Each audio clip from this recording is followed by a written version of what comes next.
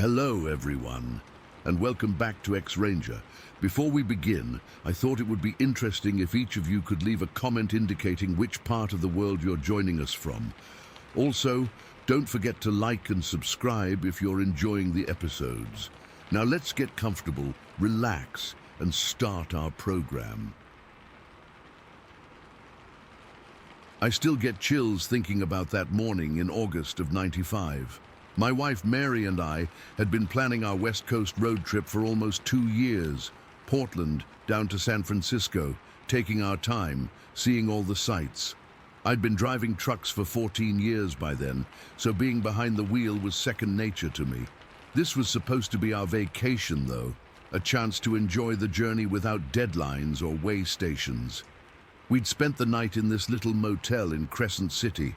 Nothing fancy, just your typical roadside place with scratchy towels and a TV that only got 4 channels. But the bed was comfortable enough and the shower had decent water pressure, which is all you really need. We set out early that morning, must have been around 6:30.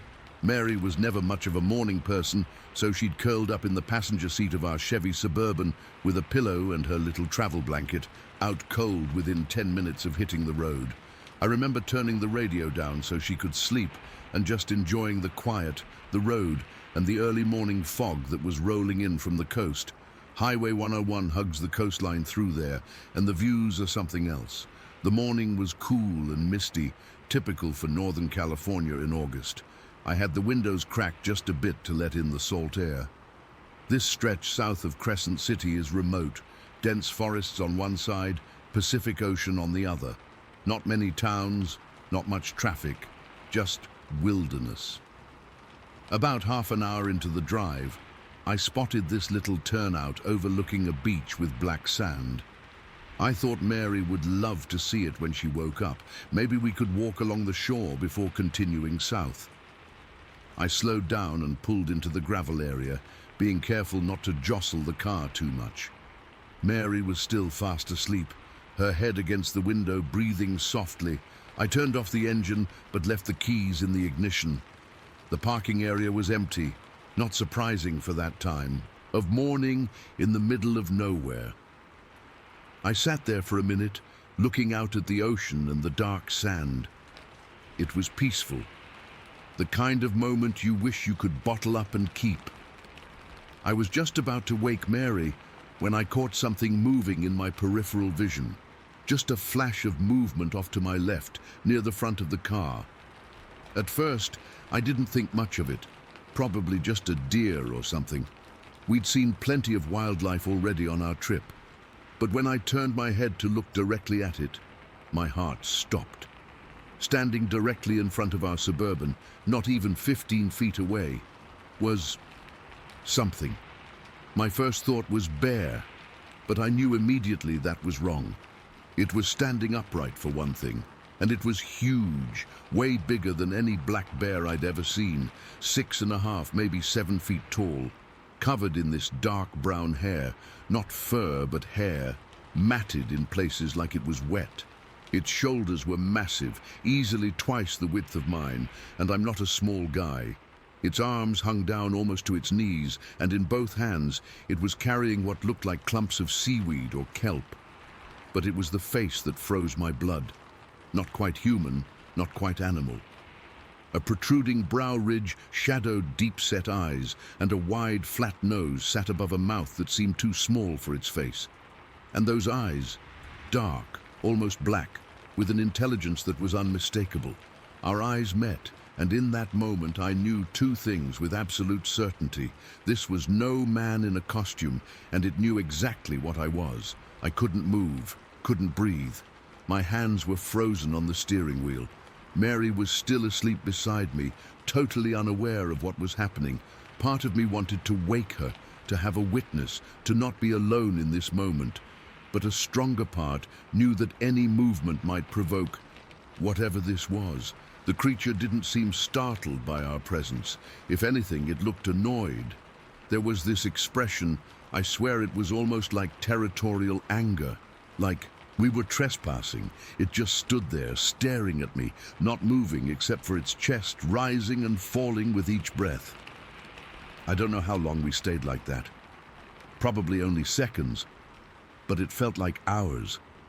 I was acutely aware of every detail.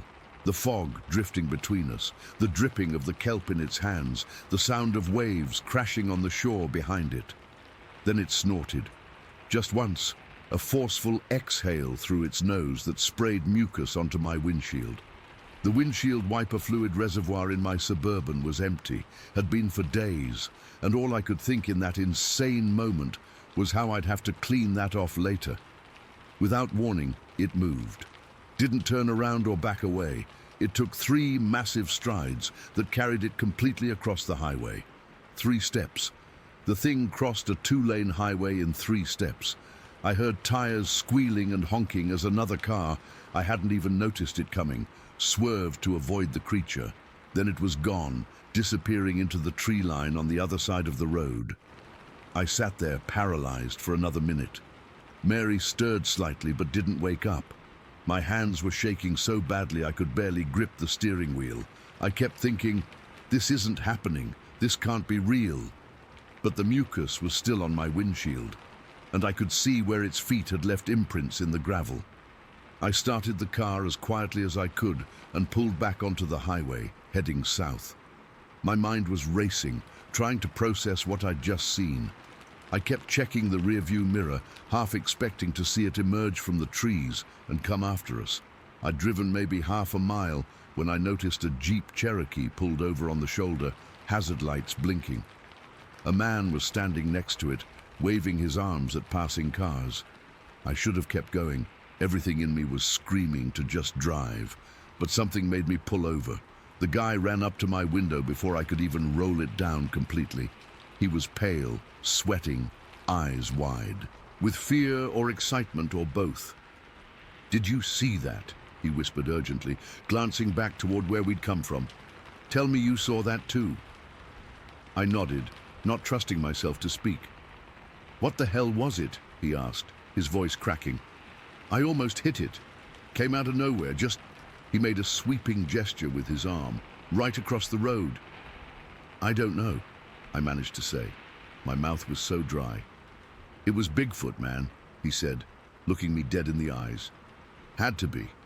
Nothing else that big walks on 2 legs. Jesus Christ." Mary stirred again, and I glanced at her nervously. The last thing I wanted was for her to wake up and hear this conversation. "Look," I said to the guy, keeping my voice low. "I gotta go, my wife's sleeping." "You didn't tell her?" he asked, looking surprised. "No, and I'm not going to," I said firmly. "She'd think I'm crazy." He nodded slowly, understanding. Yeah, nobody's gonna believe this. I wouldn't believe it if I hadn't seen it myself."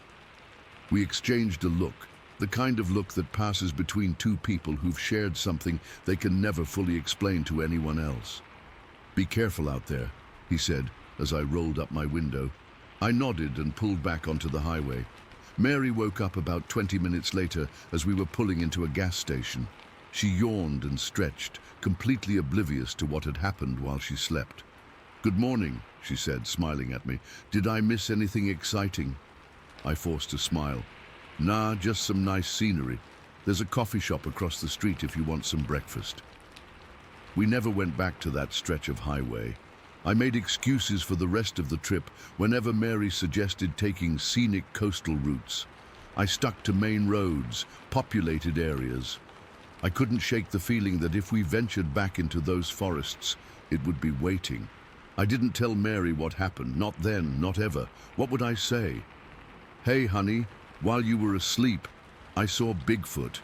She'd have thought I was joking, or worse, that I was losing my mind. For months afterward, I couldn't sleep. Every time I closed my eyes, I saw those eyes staring back at me.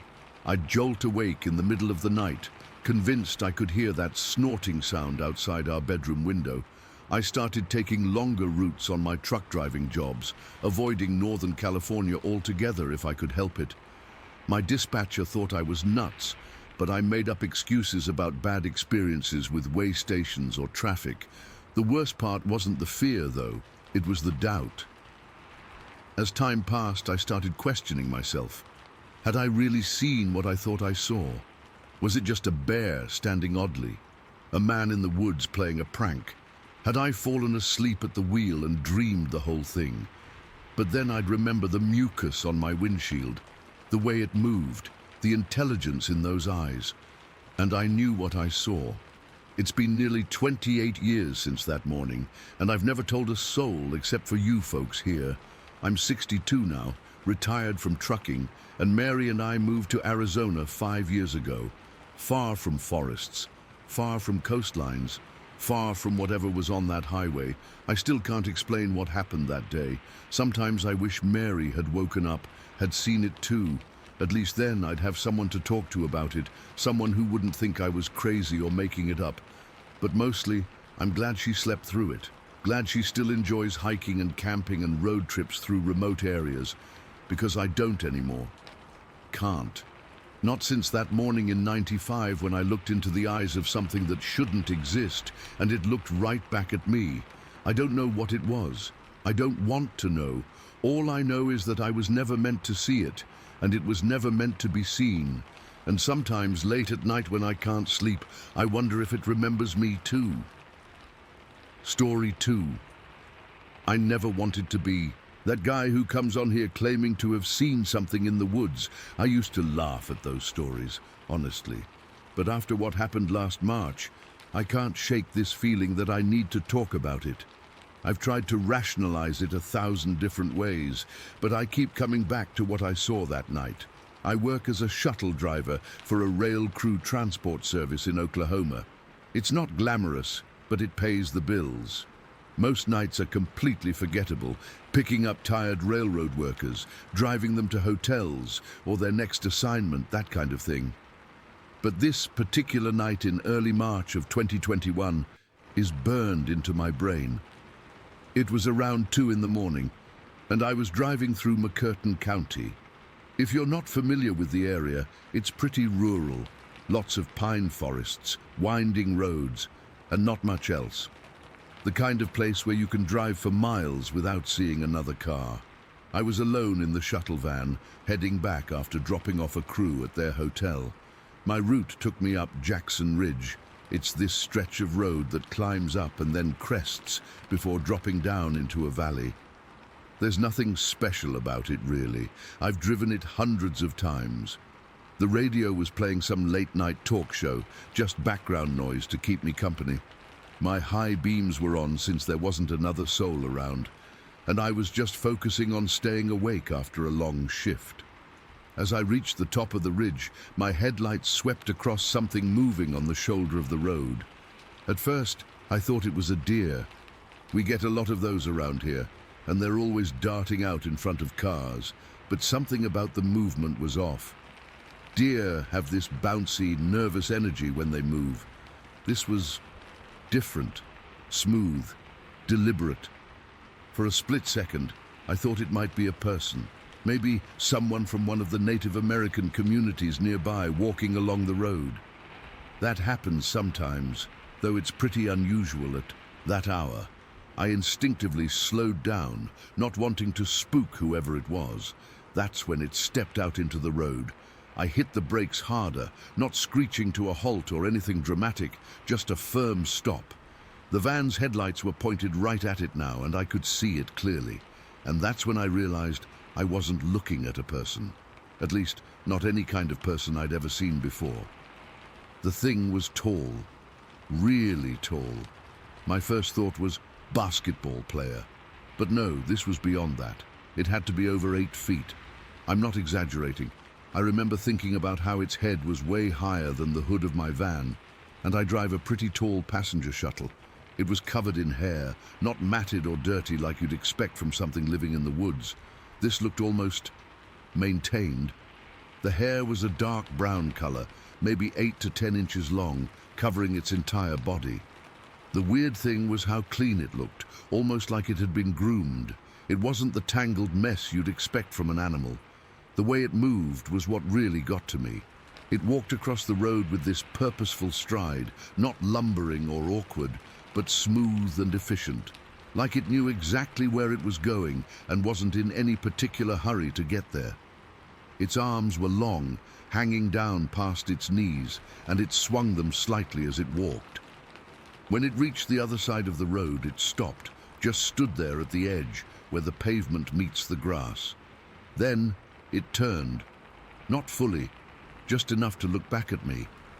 I couldn't make out its face clearly in the shadows, but I could feel it staring at me. My blood went cold. I've never felt anything like that before. Like something was sizing me up, deciding whether I was worth bothering with.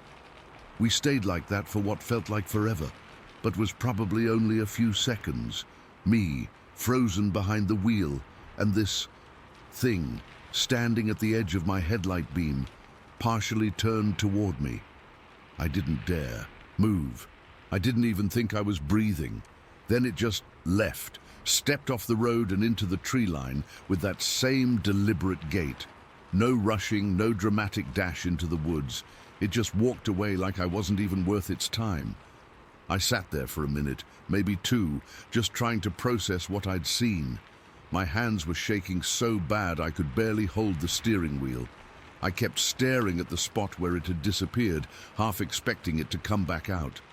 Part of me wanted to floor it and get the hell out of there, but another part was paralyzed, unable to do anything but sit and stare. Eventually, I managed to get it together enough to put the van in drive.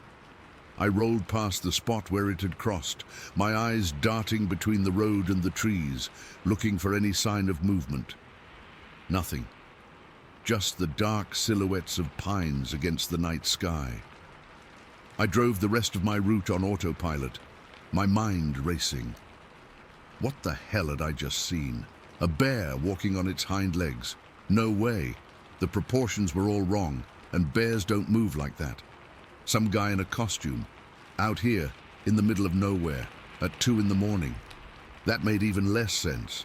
I didn't tell anyone at work when I got back. What would I even say? Hey, I think I saw Bigfoot on Jackson Ridge last night. They'd think I was drunk or sleep-deprived or just making stuff up. So I kept it to myself, but I couldn't stop thinking about it. The next day, I had the afternoon off, and I knew I had to go back. Not at night. I wasn't that brave or that stupid. But in the daylight, I thought maybe I could find something. Some evidence that what I'd seen was real and not just my tired brain playing tricks on me. I drove out to the ridge around 3 in the afternoon. It looked so different in the daylight. Just a normal stretch of country road with pine forests on either side. I parked where I thought I'd stopped the night before and got out of my car.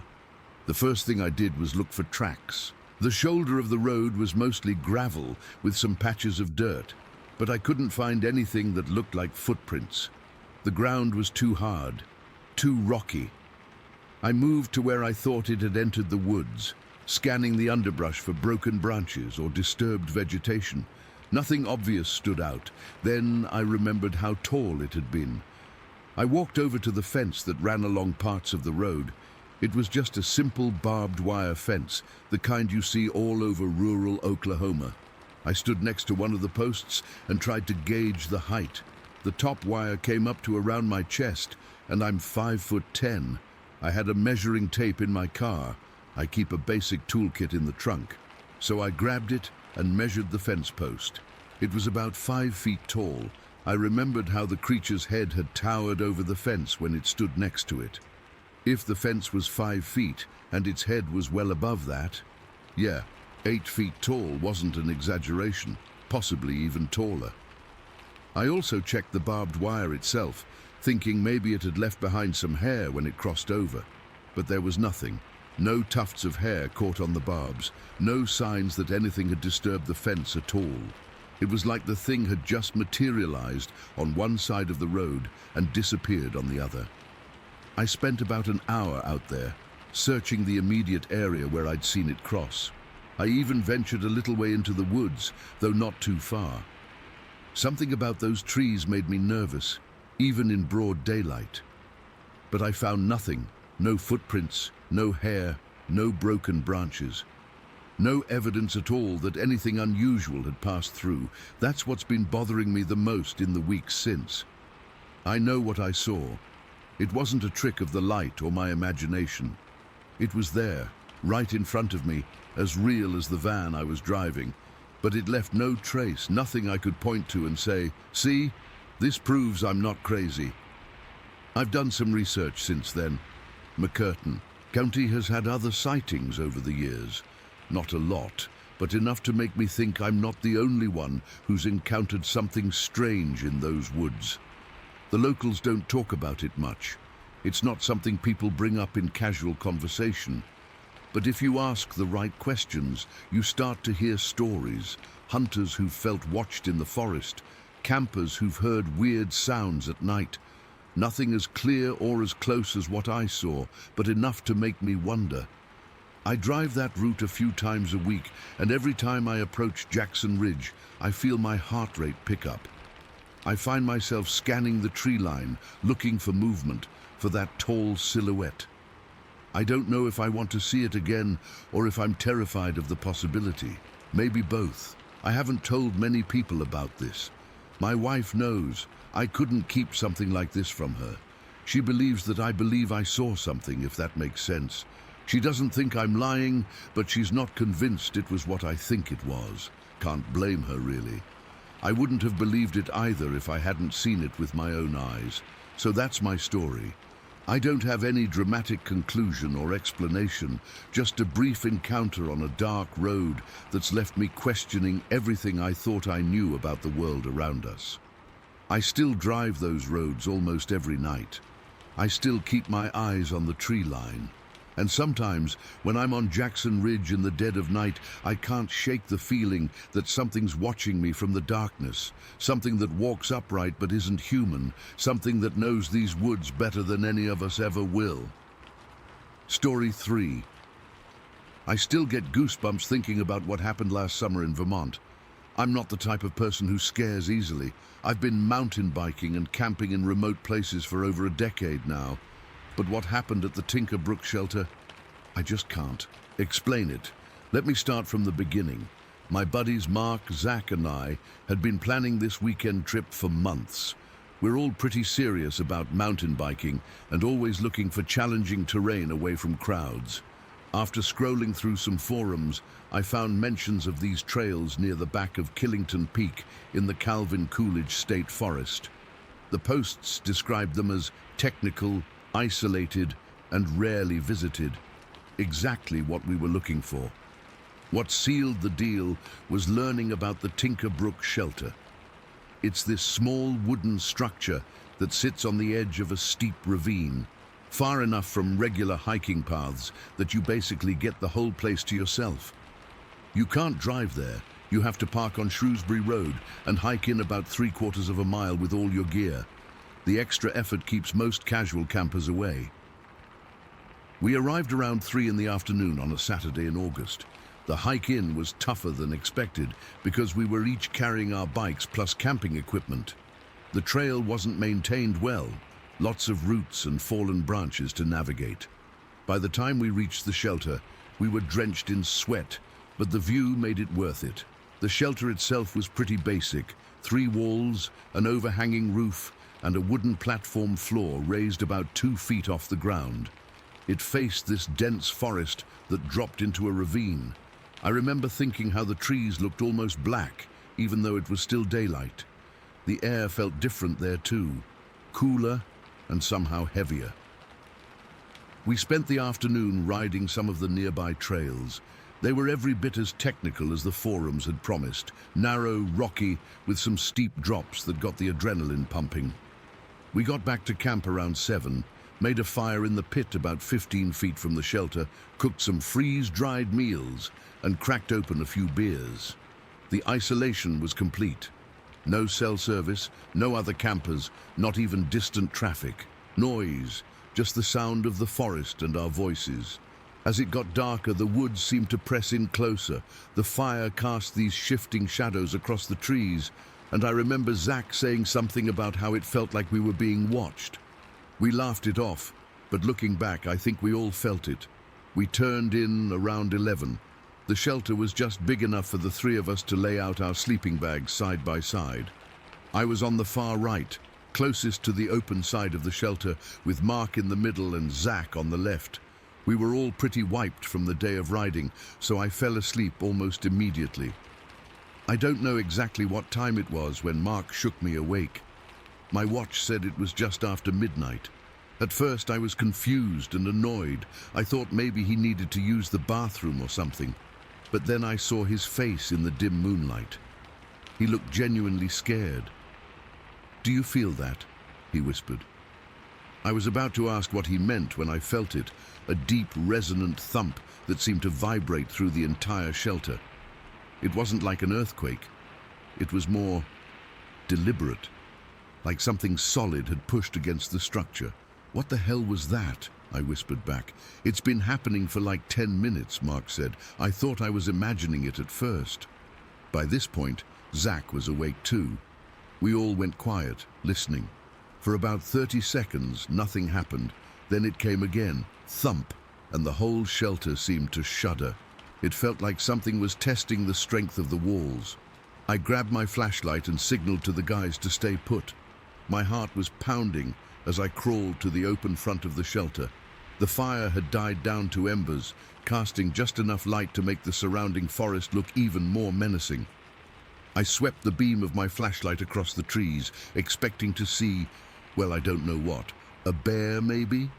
But there was nothing visible. Then it happened again. Thump.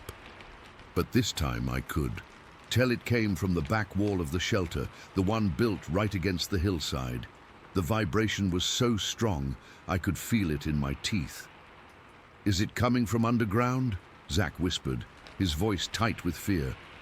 I crawled back inside and shined my light along the floor. Nothing looked disturbed. No animals had burrowed under us. The support posts seemed solid. For the next 3 hours, the thumping continued intermittently.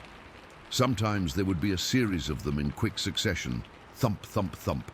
Like something was circling the shelter, testing different points. Other times, there would be 15 or 20 minutes of silence, just long enough for us to think maybe it was over, before another powerful vibration would shake us. Around 1 in the morning, we decided to rebuild the fire. Safety and light, right? I remember how none of us wanted to leave the shelter, but we also didn't want to sit in the dark with whatever it was. So we all went together, moving as a tight group to gather wood and stoke the flames. The whole time, I kept scanning the forest edge with my flashlight, but I never saw anything move.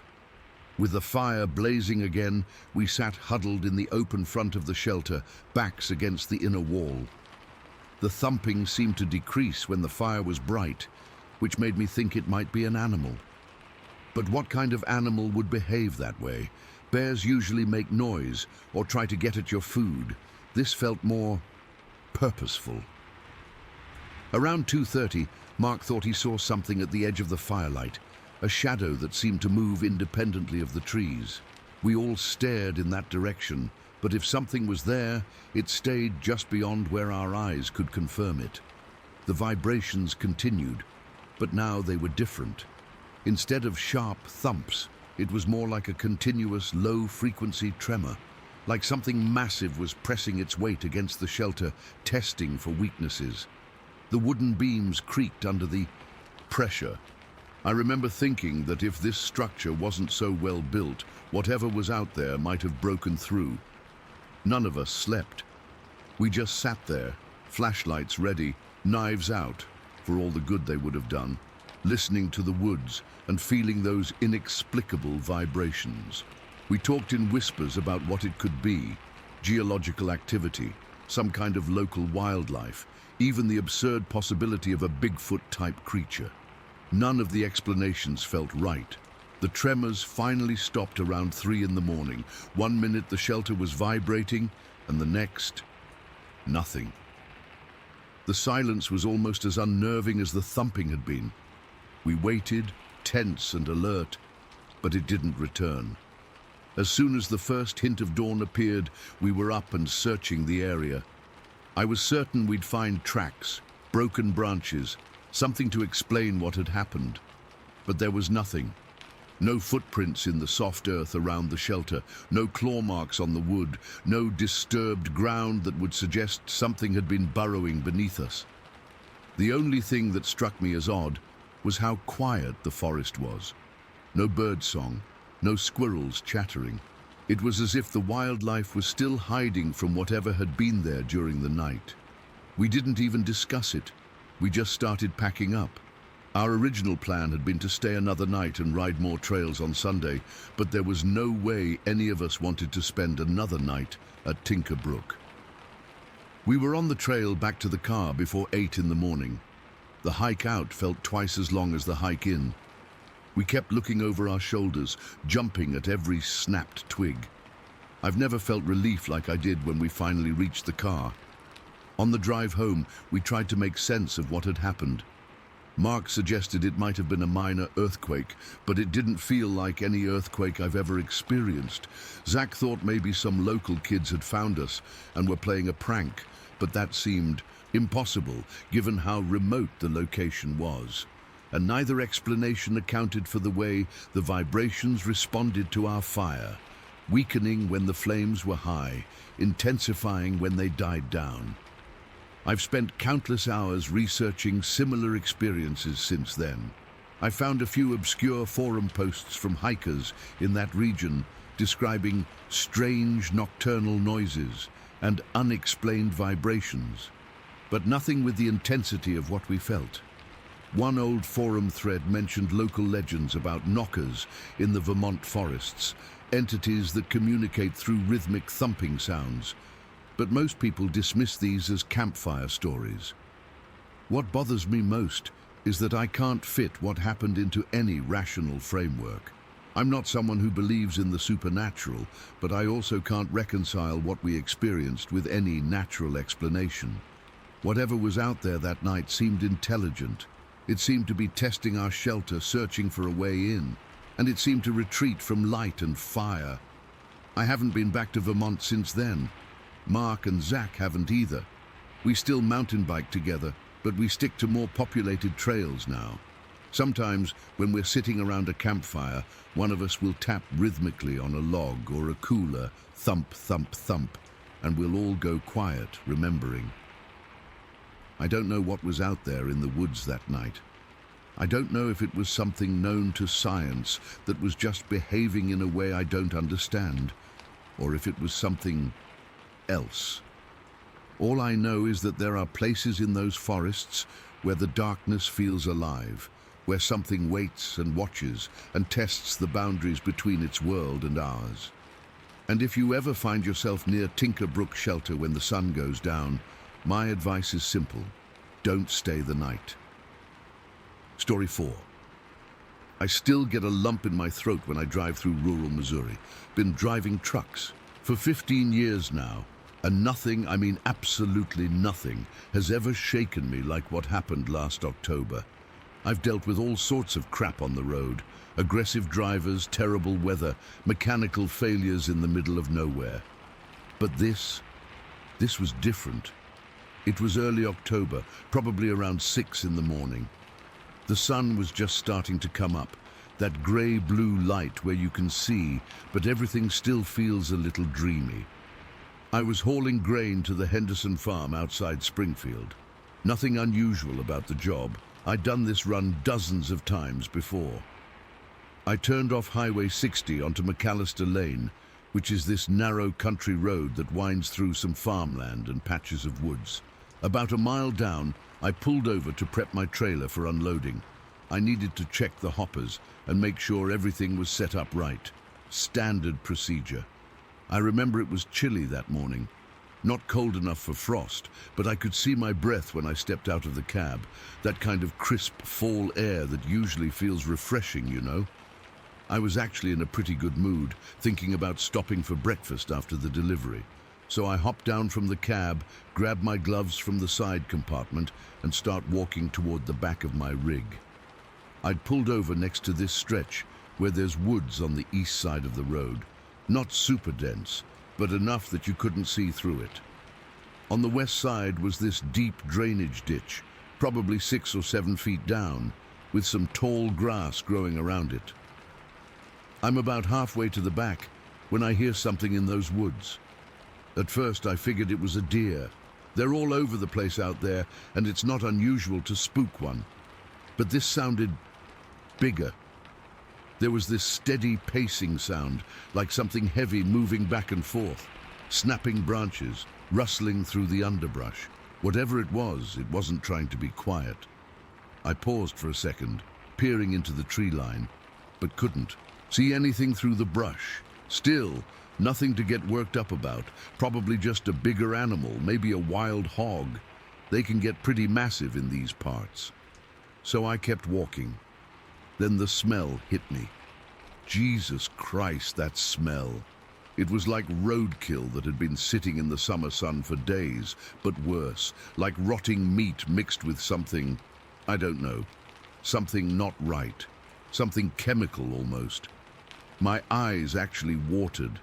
I've smelled dead animals before. Hell, I've hit a few myself in this truck, but this was different. This was overwhelming, and it was coming from the ditch on the west side of the road, not from the woods where the noise was. Here's the thing about me.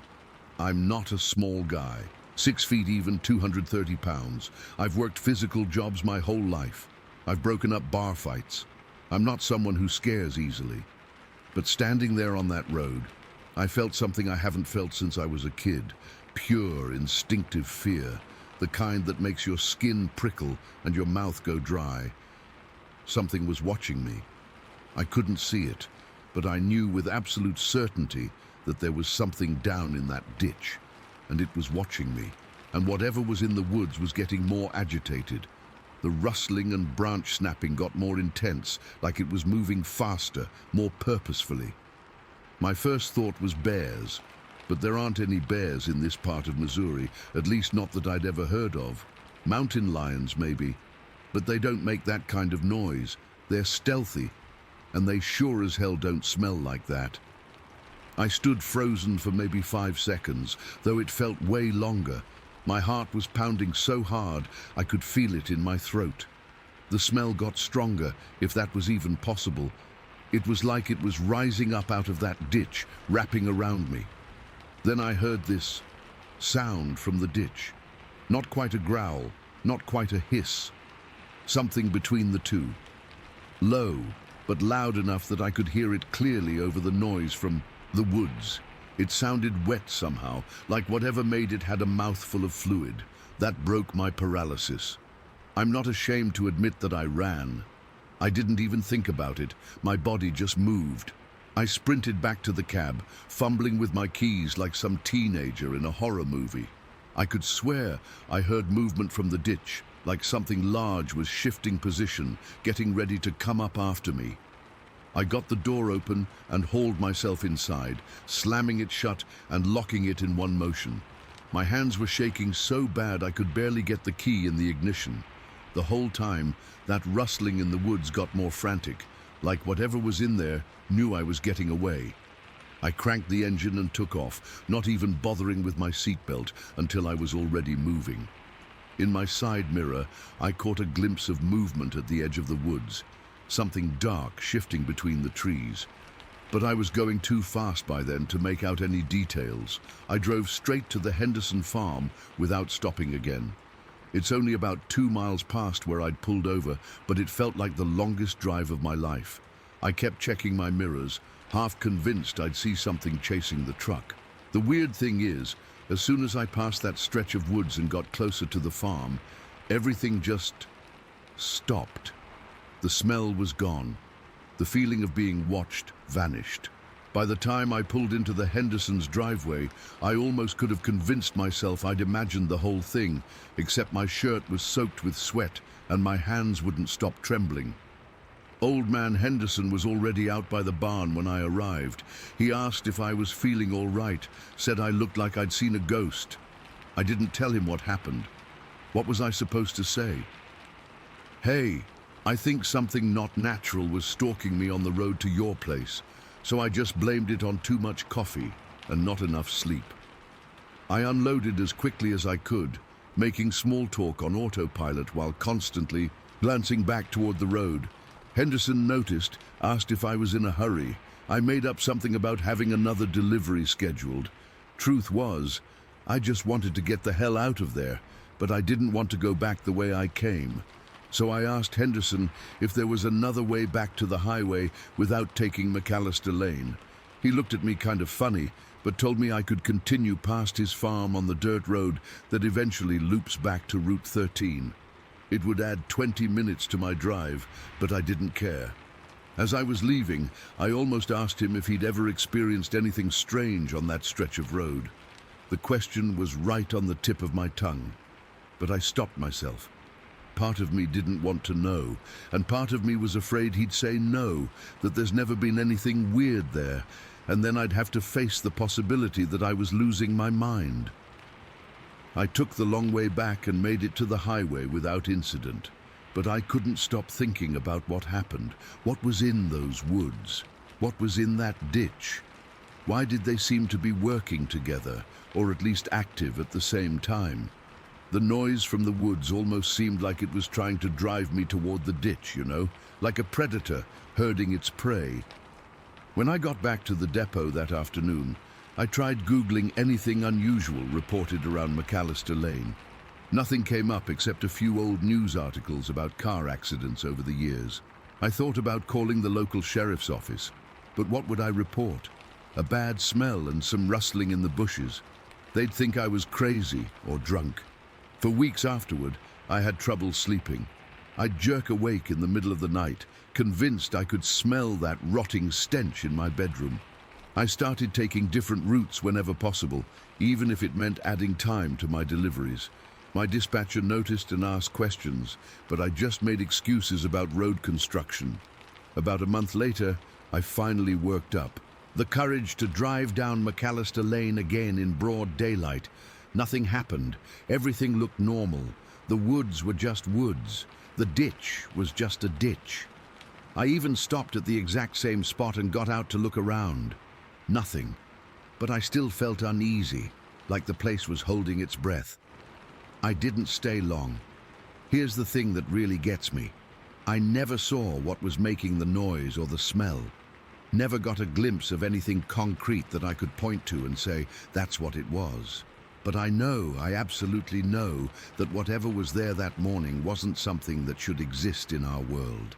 It wasn't a bear or a mountain lion or even a person. It was something else. I've been back on that route a few times since then, but only during the middle of the day, and I never ever stop on that stretch of road.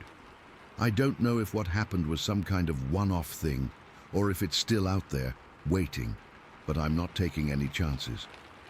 Sometimes I think about other drivers who might pull over in that same spot, maybe at dawn or dusk when the light is tricky.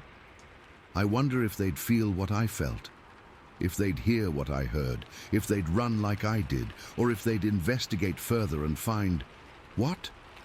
I don't know, and honestly, I don't want to know. All I know is that I've been driving these roads for 15 years, and I've never felt fear like that before or since. Pure, primal fear that bypasses all rational thought. The kind that makes you realize that despite all our technology and civilization, we're still just animals at our core. And like any animal, we know when something higher up the food chain has its eyes on us. Story 5. I've been hesitating to share this for a long time. It's been about 8 years now, but I still think about it at least once a week. I've told exactly 3 people, my brother, my best friend, and my wife. And while they believed I saw something, I could tell they thought I was either exaggerating or misinterpreting what I saw. So I've kept it mostly to myself until now. I'm a lifelong hunter. Been doing it since I was 12, when my dad first took me out. I've always preferred bow hunting. There's something about the skill and patience it requires that makes the whole experience more meaningful to me. I live in Montana, just outside Helena, and have several favorite spots in the surrounding wilderness areas. This happened in late August of 2015. It was one of those perfect Montana summer days. Clear blue sky, about 75 degrees, with just enough breeze to keep the bugs away, but not enough to mess with my scent control. I'd taken the day off work to get an early start on bow season, which had just opened. My plan was to be in my tree stand before sunrise and stay until dusk if necessary. My spot was about a 40-minute hike from where I parked my truck. It's in a section of national forest that doesn't get much foot traffic, especially during the week. I had a climbing tree stand that I'd set up the weekend before in a mature pine with good visibility of a natural game trail and a small clearing where deer often grazed in the early morning and late afternoon. I got to my stand around 5:30 in the morning, climbed up to about 15 feet, secured myself, and settled in. The first few hours were uneventful. Saw some squirrels, a couple of grouse, but no deer. Around 10 o'clock, I ate a protein bar and drank some water. I decided I'd stick it out until around 2, then maybe move to another location if nothing showed up. At about 11:30, I heard some movement in the brush to my left. I slowly turned my head, thinking it might finally be a deer moving through. I carefully reached for my bow and got into position. The rustling continued, but whatever was making the noise seemed to be taking its time, moving stop and start through the undergrowth. When it finally emerged, I froze completely. It wasn't a deer. It wasn't anything I'd ever seen before.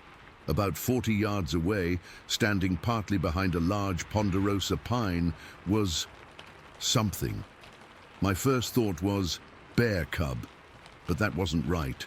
The shape was wrong, and it was standing completely upright in a way that looked natural, not like a bear temporarily standing on its hind legs. It was short, I'd guess between 4 and 5 feet tall. It was covered in dark, almost black hair or fur that looked matted in some places. But its face, that's what really got me. Its face was mostly hairless, with skin that looked grayish-brown. The face shape was disturbingly human-like, but with proportions that were just off. Its mouth was wider than a human's, reminding me of a chimpanzee. But the eyes were what really stuck with me. They were completely black, but somehow bright, like they reflected light differently than anything I'd ever seen. I was completely still, partly from my hunter's instinct and partly from shock. The creature stepped partially out from behind the tree, looked directly at me, and then stepped back, hiding itself again. At first, I thought it was just being cautious, but then it did it again, stepped out, made deliberate eye contact with me, and stepped back. This continued for what felt like forever, but was probably only a minute or two. Step out, look at me, step back, like some bizarre game of peekaboo. It reminded me of how my nephew used to play when he was about 2 years old, that same mixture of curiosity and caution. The strangest part was that I wasn't afraid. I should have been terrified. I was alone in the woods with something I couldn't identify, something that seemed to be intelligently engaging with me. But instead of fear, I felt a weird sense of connection, like it was trying to communicate something to me. After several minutes of this behavior, it stepped fully out from behind the tree. I noticed it kept its arms, or front limbs, whatever. They were behind it, almost like it was hiding something. It took a step toward me, then stopped. We just stared at each other for what must have been at least 5 minutes. Then it made a sound. It was unlike anything I've ever heard, sort of like the grunt a rabbit makes when it's caught, but deeper, more substantial. It was as if it was pushing air forcefully through its nose or mouth. The sound wasn't threatening, just acknowledgement maybe. And then, without any warning, it turned and walked away. It didn't run or gallop or drop to all fours. It just walked in a completely human manner, with a slight sway to its gait. It disappeared into the thicker forest to the north, and I lost sight of it within seconds. I sat in my stand for probably another 20 minutes, completely motionless, trying to process what I'd just seen. My heart was pounding so hard I could feel it in my ears. My hands were shaking when I finally reached for my water bottle. I kept scanning the trees, half expecting it to return. But there was nothing, no movement, no sounds, other than the normal forest noises. Eventually, I decided I couldn't stay up there any longer.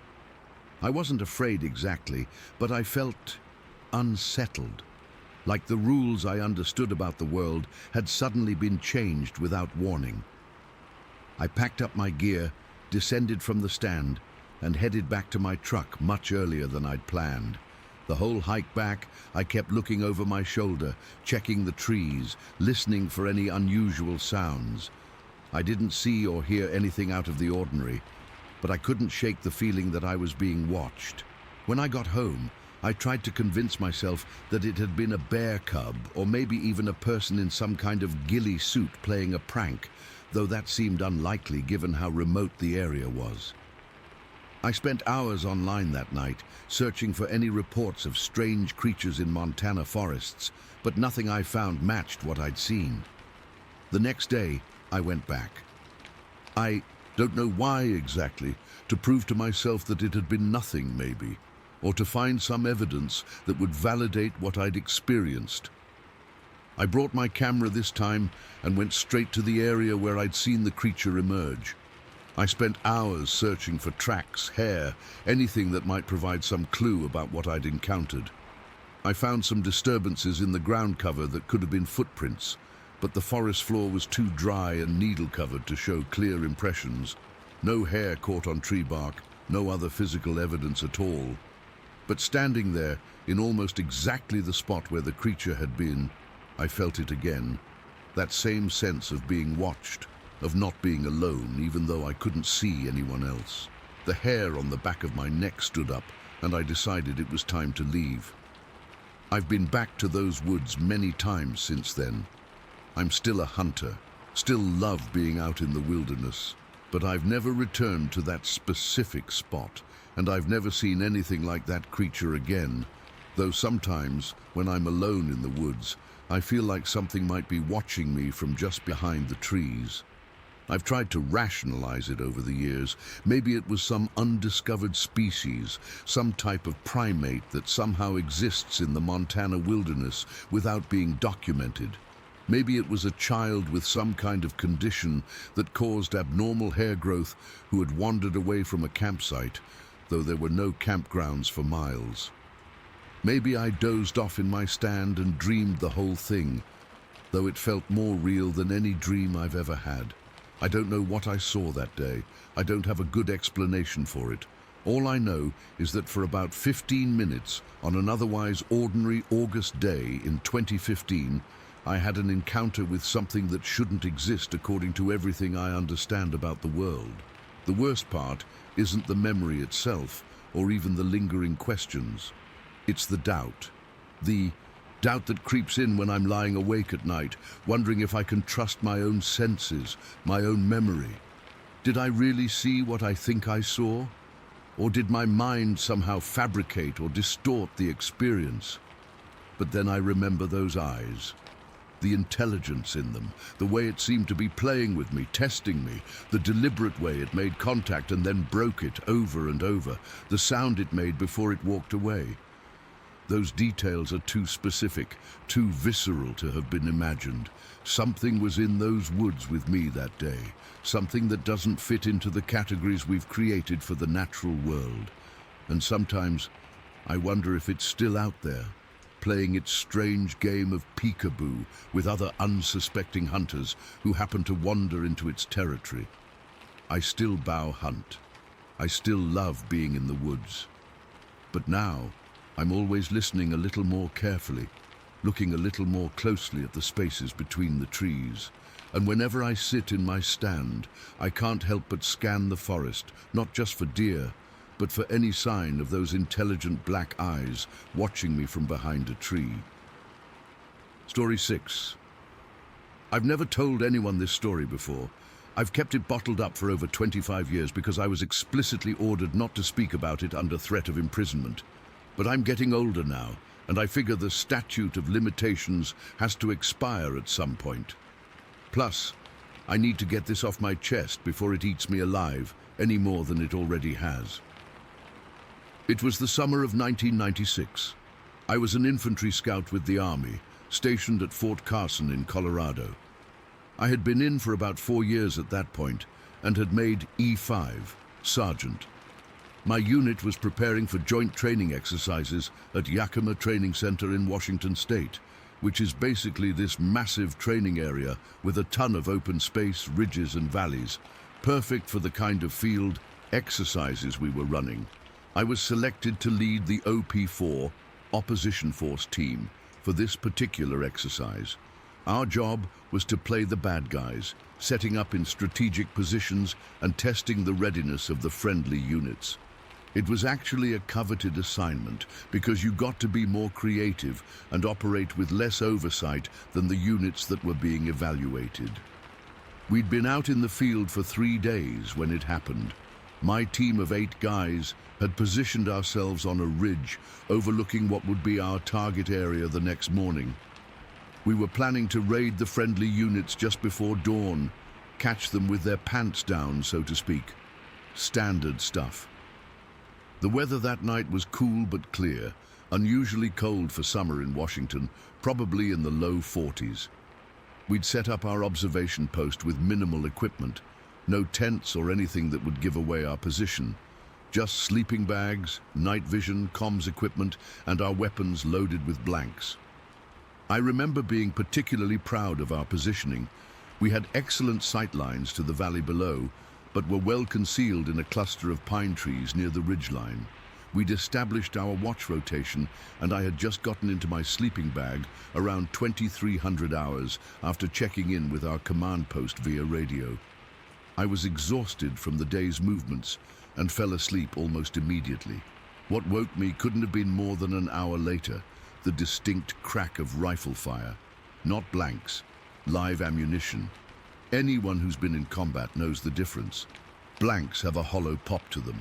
This was the sharp crack of actual rounds being fired, and it was coming from beyond our ridge, from an area where no units were supposed to be operating. I bolted upright, immediately grabbing my rifle and night vision goggles.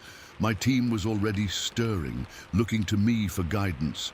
I put my finger to my lips, signaling for silence, and then motioned for Ramirez and Johnson to follow me. The others would maintain our position. As we crept toward the sound, there was another burst of gunfire, 5 or 6 shots in rapid succession. Then silence. We froze in place, listening. That's when we heard it, a roar that made my blood run cold. It wasn't mechanical, it was biological, but it was louder and more guttural than any lion or tiger I'd ever heard at a zoo. The sound literally shook the ground beneath us. Ramirez looked at me, his eyes wide in the moonlight. "What the fuck was that, Sergeant?" he whispered. I had no answer. Nothing in my training had prepared me for that sound.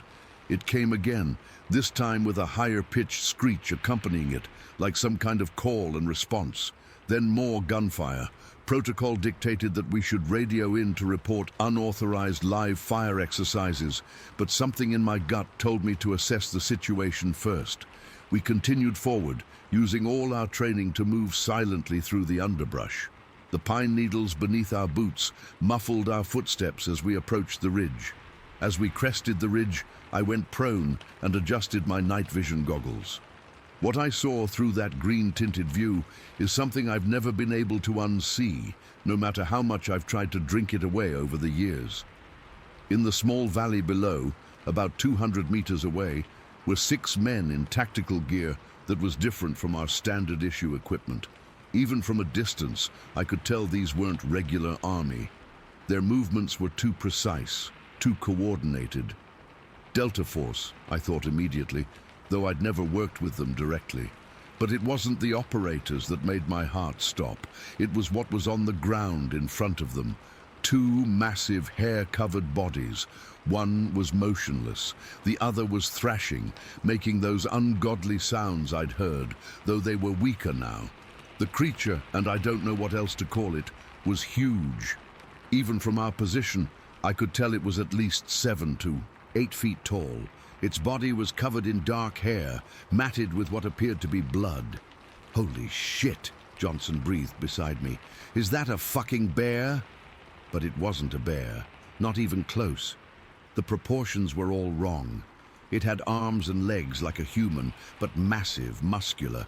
And its face, even through night vision, I could see its face was both human-like and utterly alien at the same time. The male, and somehow I knew it was male, was clearly dead, its face frozen in what looked like agony. The female was still alive, choking on her own blood. One of the operators approached her cautiously, rifle aimed at her head. Even from our position, we could smell them. A powerful, rank odor of wet fur and decay that made my eyes water. I was so transfixed by what I was seeing that I didn't notice the approaching vehicle until its headlights swept across the valley floor. A Humvee pulled up, and a man in full uniform got out. Even from that distance, I could see the silver eagle on his collar, a full-bird colonel. He started shouting at the operators, though we couldn't make out what he was saying. Then, as if sensing our presence, he suddenly looked up toward our position on the ridge. "Shit," I hissed, "move back." But it was too late.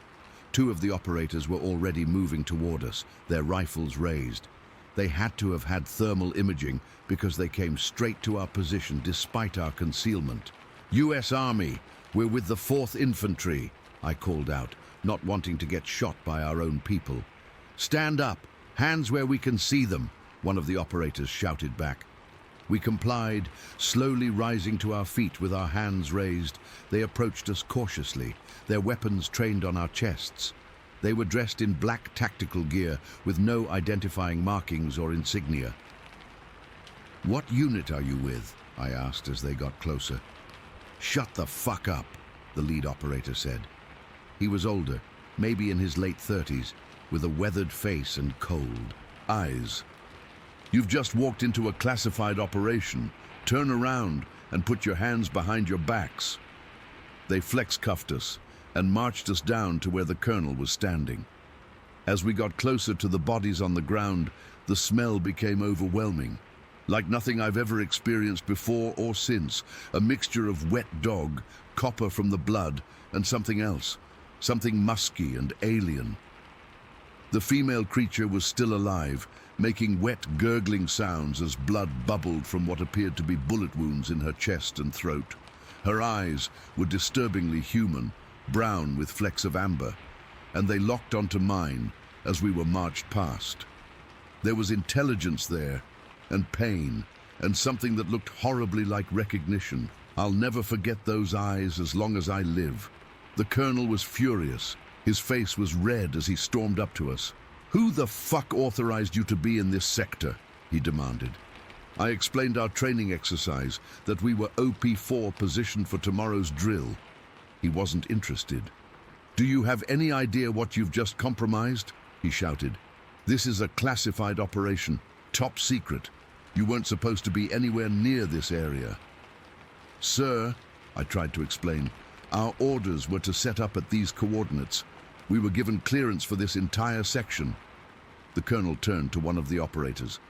"Get Mitchell on the radio. Find out who fucked up the boundaries for the training exercise." While they were distracted, I took the opportunity to really look at the creatures on the ground.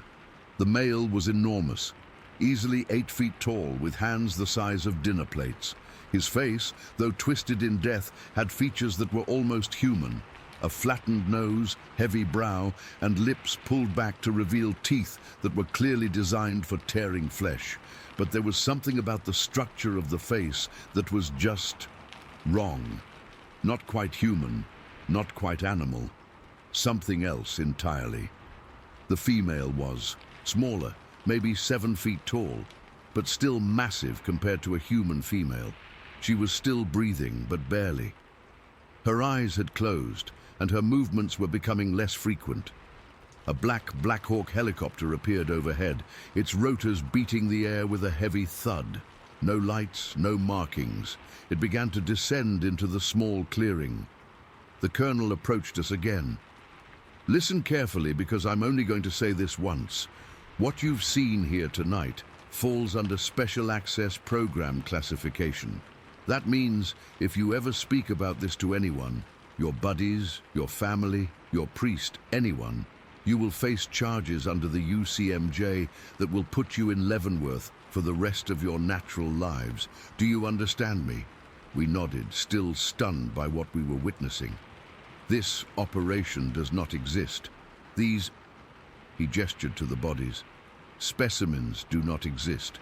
As far as you're concerned, You spent tonight in your sleeping bags and saw nothing unusual. Anything else will result in not only your imprisonment, but the end of your military careers and possibly worse.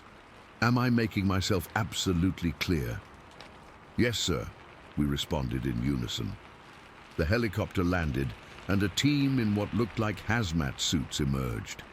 They quickly loaded the two bodies onto stretchers and into the helicopter. The female's eyes opened one last time as they carried her past, and I swear to God she looked right at me again. Then her chest heaved once violently, and she went still. They cleaned up the site with frightening efficiency, collecting shell casings and even scooping up the blood-soaked soil into containment bags. Within 20 minutes, there was almost no evidence that anything had happened there. We were taken under armed guard to a small temporary structure about 5 miles from the site.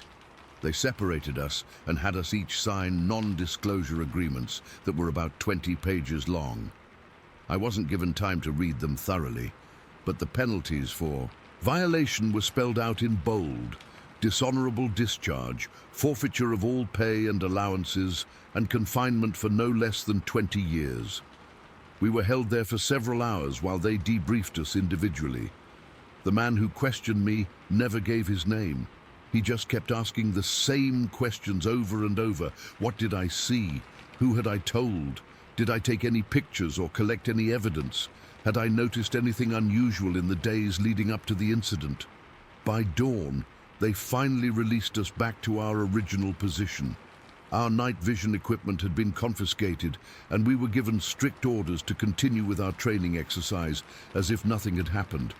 We were told a new colonel would be taking over the exercise and that our previous orders had been miscommunicated due to a mapping error. When we returned to our ridge, everything had been packed up for us. Our sleeping bags were rolled, our equipment stowed. It was as if they were sending a message: we can get to your stuff anytime we want. The rest of the exercise went on as planned, but my team was quiet, subdued. None of us spoke about what we'd seen, not even among ourselves. The fear was too real. 4 years later, in 2000, I ran into Johnson at a base in Germany. We hadn't kept in touch after that training exercise. He was getting out of the army, heading back to civilian life. We locked eyes across the PX, and he gave me a single solemn nod. No words were needed. We both knew what we had seen that night, and we both knew to keep our mouths shut. But now, after all these years, I can't keep it bottled up anymore. I still wake up some nights hearing that creature's dying roar, seeing those eyes lock onto mine. I don't know what they were. Bigfoot, Sasquatch, some government experiment gone wrong. But they were real. And somewhere out there, someone knows the truth about them. I've broken my silence. Maybe they'll come for me now, maybe not. But at least I've finally told someone what happened that night in Yakima, when everything I thought I knew about our world changed forever. Story 7. I've never shared this story outside my family before. It happened when I was 10 years old, but even now, almost 20 years later, I still get this cold knot in my stomach when I think about it. My sister Sarah and I both saw it, and to this day, we can barely talk about it without freaking out. It was late June, around 7 in the evening. I remember because school had just let out for summer break the week before, and we were enjoying those long summer evenings where the sun doesn't fully set until after 9. Mum had bought us this cheap plastic ring toss game from the dollar store, and Sarah and I were playing with it in our front yard. Our house sat on this country road with nothing but fields on one side and dense woods directly across from us. The woods were always a bit creepy to me, even in broad daylight. They were this thick mix of pine and oak trees that got really dark really fast once you walked in a few yards. Sarah was 7 then, still in that phase where she followed me everywhere. I remember I was winning the game, had landed like 4 rings already while she'd only gotten 1.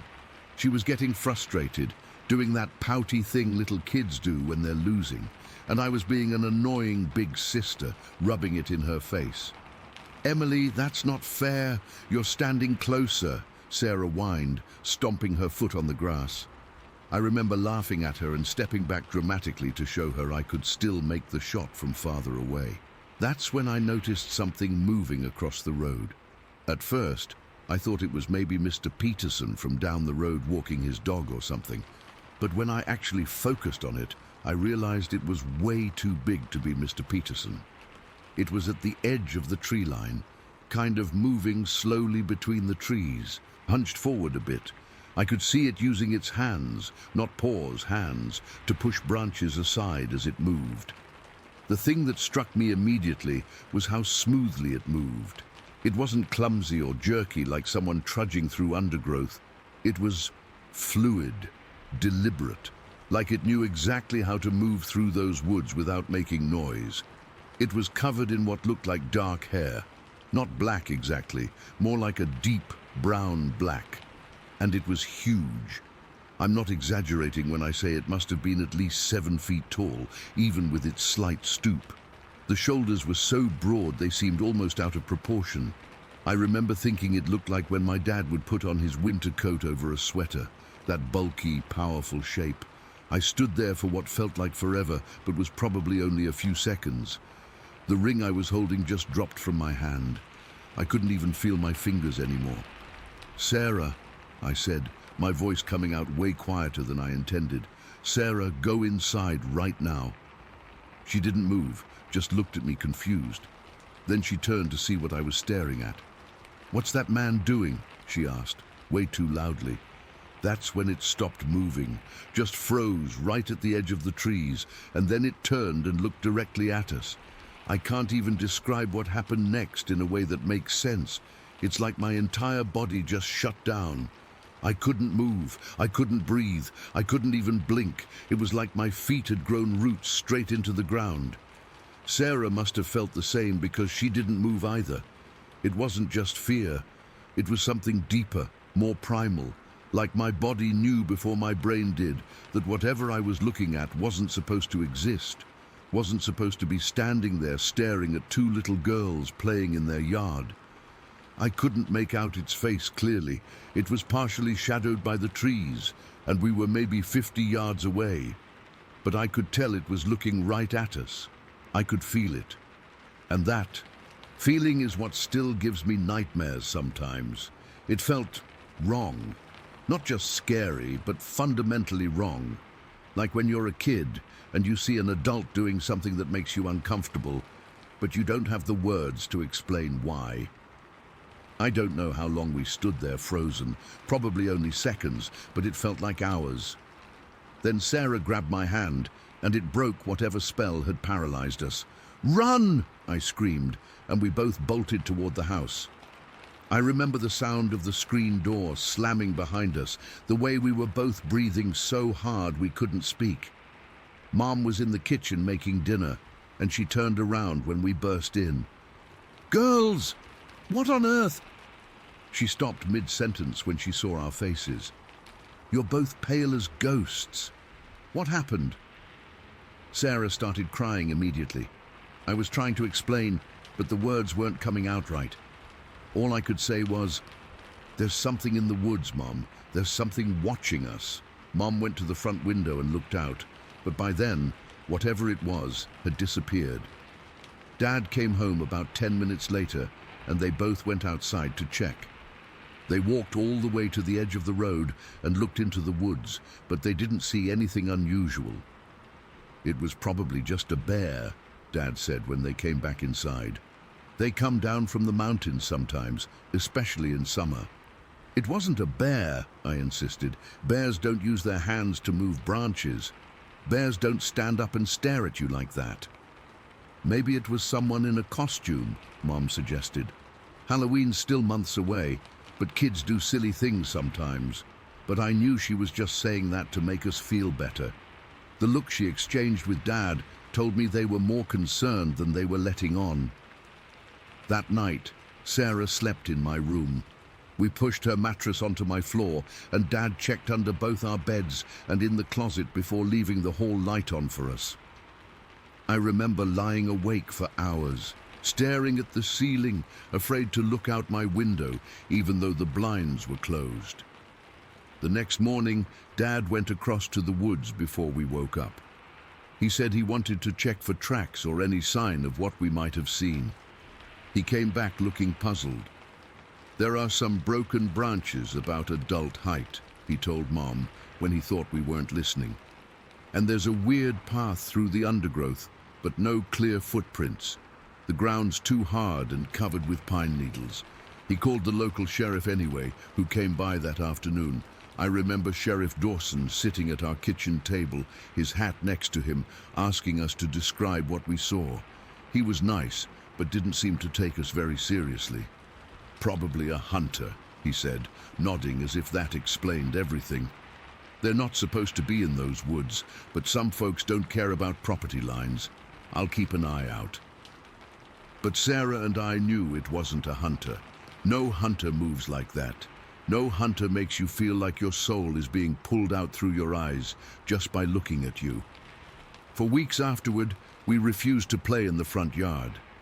Mom eventually moved the ring toss to the backyard, but it wasn't the same. I couldn't shake the feeling that we were being watched, even from the back of the house. About a month later, there was a news story about strange livestock deaths about 10 miles from our house.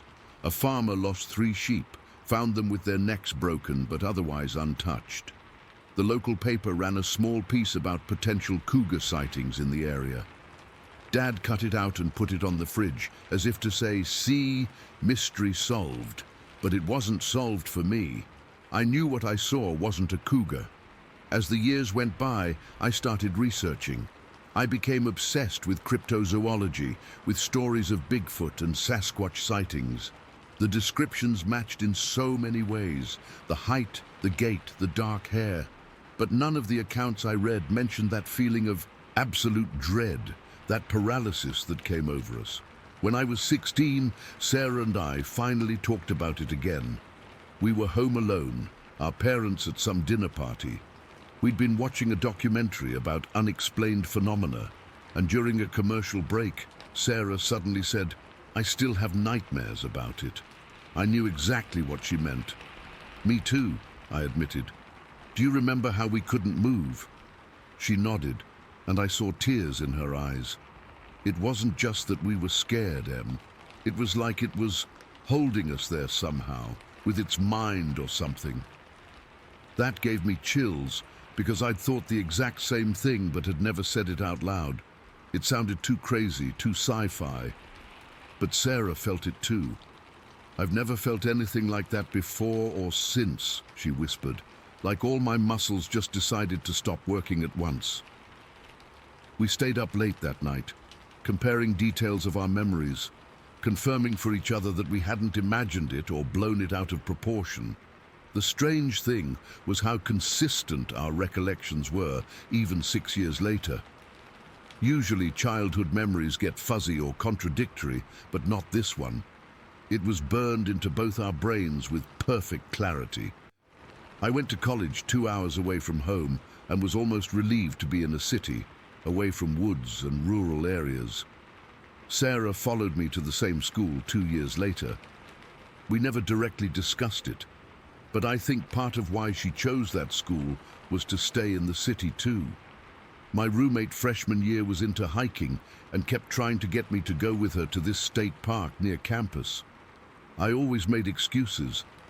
I couldn't explain to her that the thought of being surrounded by trees made my heart race and my palms sweat. I'm 29 now. I live in Chicago, about 4 hours from my parents' house. I go home for holidays and sometimes in the summer, but I always get this tight feeling in my chest as we turn onto that country road. I can't look at those woods without remembering. My parents still live in that house. They've never seen anything unusual in all these years. Sometimes I wonder if whatever it was only interested in children, or if it was just passing through that day. Sometimes I wonder if we really did just see a bear or a person in a costume, and our young minds turned it into something more sinister. But then I remember that feeling, that soul-crushing, paralyzing dread, and I know we didn't imagine it. Last Christmas, Sarah and I were sitting on the porch swing after dinner. It was cold, but we were bundled up, sharing a blanket and some hot chocolate. The woods across the road were dark, the trees bare in winter. "Do you ever wonder if it's still out there?" she asked quietly. I didn't need to ask what it was. "I try not to," I admitted. She nodded and took a sip of her cocoa. "I Googled Bigfoot sightings in this area last month. There was one reported about 15 miles from here just last year. A hiker said he saw something large, moving through the trees, walking upright." I felt that familiar cold knot forming in my stomach. "Did it say anything about, the feeling?" "No," she said, "but most people run away immediately. We were just kids. Maybe we didn't know we were supposed to run right away." Maybe. Or maybe what we saw wasn't a Bigfoot at all, but something else entirely. Something that doesn't have a name in any cryptozoology book. I still don't know what it was we saw that summer evening. I just know that whatever it was, it changed something fundamental in both of us. We learned that day that the world is stranger and more frightening than most people ever realize, and sometimes, when I'm alone at night, I still have the irrational fear that if I look out my window, even here on the 14th floor of my apartment building, I'll see it standing there looking back at me. Story 8. I've never told this story to anyone outside our county. Most folks wouldn't believe me anyway, and the few who've heard whispers probably think it's just another tall tale from rural Iowa. But what happened that day in our farmhouse was real, and I still get chills remembering it. It was September 27th, 1899. The date is burned into my memory because it was just 3 days after my 15th birthday. Pa had gone to Mount Air to sell some of our harvest and wouldn't be back until the next day. Ma was busy with the washing, and I was looking after my baby brother Thomas, who wasn't even a year old yet. Our farmhouse sat on the edge of the timber in Ringgold County. Pa always said we had the best of both worlds, good farming land and the woods for hunting. That morning was cool but sunny, perfect for Ma to do the washing. I remember the smell of the soap and how the sheets flapped in the breeze, while I sat on the porch mending one of Pa's shirts and keeping an eye on Thomas, who was napping in his cradle beside me. Around midday, the wind picked up. The temperature dropped suddenly, and Ma said we should finish our chores inside. Something felt off. The birds had gone quiet, and even our old dog Rusty was acting strange, pacing and whining at the edge of the yard before he suddenly took off into the trees. Ma called after him, but he was gone. I was in the kitchen feeding Thomas his mashed potatoes when I first heard it, a strange shuffling sound coming from behind the house. Ma was at the stove, stirring a pot of stew for supper. She glanced at me, her brow furrowed. "Did you hear that?" she whispered. I nodded, pulling Thomas closer to me. The sound came again, closer this time, followed by what I can only describe as a low growl, not like a dog or a wolf, but deeper, almost human, but not quite. Ma moved toward the window, peering out cautiously. Suddenly she stumbled backward, her face gone white as a sheet. "Lord have mercy," she gasped, her hand flying to her mouth. I stood up, Thomas in my arms, and that's when the back door swung open with such force it slammed against the wall. Standing in our doorway was something I'll never forget as long as I live. It wasn't a man, not really, though it stood on 2 legs. It was enormous, taller than Pa, and Pa stood 6 feet if he stood an inch. Its body was covered in long, matted white hair that hung down past its shoulders, but its face and hands were dark, almost blackish gray. Its eyes were deep set, and when it looked at me, I felt a chill run through my entire body. It made that growling sound again, louder this time, and then beat its chest with both fists. The sound echoed through our little kitchen like thunder. Ma screamed. I've never heard a sound like that come from her before or since. Pure terror. The creature's head snapped toward her, and that's when Ma bolted. She ran straight past it, out the door, and across the yard toward the Johnson's place a half-mile down the road. The beast didn't chase her. Instead, it turned its attention back to me and Thomas. My legs were shaking so bad I thought I might collapse, but something inside me knew I had to protect my baby brother. I backed up slowly until I felt the kitchen wall behind me. Thomas started crying, and I bounced him gently, trying to soothe him while keeping my eyes fixed on the creature. "Shh, Tommy, shh," I whispered, my voice trembling. "It's okay." The beast tilted its head, almost like it was curious. Then it let out another one of those suppressed roars and began moving around our kitchen. But it wasn't coming for us. Instead, it went straight to our bread box, ripping off the lid and grabbing the loaf Ma had baked that morning. It stuffed the entire thing into its mouth, barely chewing before swallowing. That's when I realized it was hungry. Just hungry. Still terrifying beyond words, but it wasn't here to hurt us. It was looking for food. The creature moved to our cupboards next, pulling them open with surprising dexterity. It grabbed a jar of preserves Ma had put up last summer, sniffed it, then smashed it against the counter to break it open. It licked the strawberry jam off its fingers, making grunting noises that almost sounded pleased. My mind was racing. Pa wouldn't be home until tomorrow. Ma was gone. I was alone with Thomas and this thing that was tearing our kitchen apart looking for food. I had to do something. Slowly, still holding Thomas tight against my chest, I sidled toward the table. The beast was distracted by a sack of cornmeal it had found, tearing into it and sending white powder everywhere. I reached the table and carefully set Thomas down in his high chair, my eyes never leaving the creature. Then I did something that even now I can't believe I had the courage to do. I spoke to it. "You're hungry," I said, my voice barely above a whisper. "I can give you food." Its head snapped up, those deep-set eyes fixing on me. For a moment we just stared at each other, and I swear there was something almost human in its gaze. Not civilized, not tame, but aware. Moving slowly, I began taking everything edible I could reach and placing it on the table. The rest of the stew Ma had been cooking, a wheel of cheese, some dried apples, a jar of honey, a side of bacon Pa had been saving.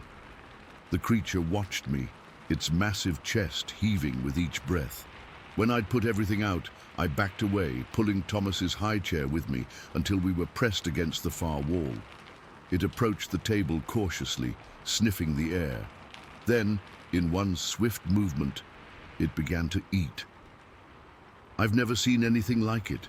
It used both hands to shovel food into its mouth, not like a person using utensils, but not exactly like an animal either. Somewhere in between. It ate everything. The stew, the cheese, the honey, jar and all, the raw bacon, everything. Thomas had stopped crying and was watching the creature with the wide-eyed fascination only babies can have. The beast finished the last of the food and then turned to look at us again. My heart was pounding so hard I could feel it in my throat. Would it want more? Would it come for us next? But it didn't. It let out another one of those chest-beating roars, softer this time, almost like it was thanking us. Then it turned and lumbered out the back door, just as suddenly as it had arrived. I stayed frozen against the wall for what felt like hours, but was probably only minutes. When I finally found the courage to move, I rushed to the window. The creature was walking away from our house, toward the timber at the edge of our property. Its gait was strange, not quite human, more like an ape I'd seen in a picture book, but upright. Just as it reached the tree line, I heard shouts. A group of men with rifles appeared at the edge of our yard, the hunting party that passed through our land every fall. They must have seen Ma running down the road and come to investigate. I grabbed Thomas and ran out to meet them, pointing frantically toward the woods. There was a thing in our house. It ate our food. It's going into the timber. Mr. Johnson was at the front of the group. He looked at me like I'd lost my mind, but then one of the other men shouted and pointed. They'd seen it. "What in God's name is that?" one of them gasped. "After it!" Mr. Johnson yelled, and the men took off running toward the woods, rifles ready. but the creature had too much of a head start. By the time the men reached the tree line, it had disappeared into the dense forest. They searched until dusk, but found nothing except some broken branches and what might have been large footprints in a muddy patch near the creek. Ma came back with Mrs. Johnson just after the men returned from their search. She was still shaking, tears streaming down her face. When she saw Thomas and me safe and sound, she grabbed us both and held us so tight I could barely breathe. Pa came home early the next morning, after the Johnsons sent their boy to fetch him from town. He was furious about the damage to our kitchen, but relieved we were unharmed. The men organized a larger search party that day, but they found nothing. Whatever had visited us was gone. Some folks said it must have been a bear, but bears don't walk upright for that long or open cupboards. Others suggested it was just a very tall, wild man. A few of the older people in town whispered about legends their grandparents had told them of creatures that lived in the deepest parts of the forest, neither man nor beast, but something in between. All I know is what I saw. To this day, I can close my eyes and see it standing in our kitchen, those deep-set eyes staring into mine. Sometimes I wonder if it's still out there in the timber, or if it moved on to some other place where the woods are deeper and people are fewer. It's been 3 years now. Pa built a stronger door for the back of the house with 2 locks instead of 1. Ma never hangs washing outside alone anymore. And me? I still find myself glancing toward the tree line whenever I'm out in the yard, wondering if those eyes are watching me from the shadows of the forest. Story 9. I still get goosebumps thinking about what happened at Salt Fork. I've been working with the Mounted Rescue Team in Guernsey County for over 15 years now, and nothing, absolutely nothing, has ever scared me like what happened that night. For those who don't know, I helped found our Mounted Rescue Unit back in 2005. We're the folks who go looking for lost hikers, kids who've wandered off, or sometimes, sadly, people who've met with accidents in the wilderness. Salt Fork State Park is massive. Almost 18,000 acres of hills, ravines, forests and meadows. When someone goes missing out there, horses can cover ground that ATVs can't reach. This happened during a night training exercise last October. We do these regularly to keep our skills sharp. Searching in the dark is completely different than during daylight. My horse Jake has been with me for 9 years.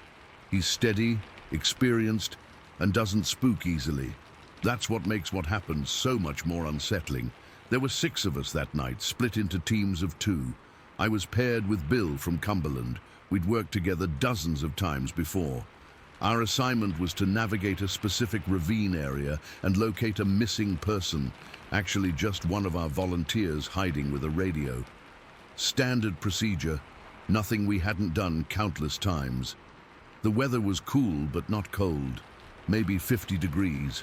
No moon that night, just pitch-black forest with our headlamps cutting through the darkness. The kind of darkness that feels alive somehow.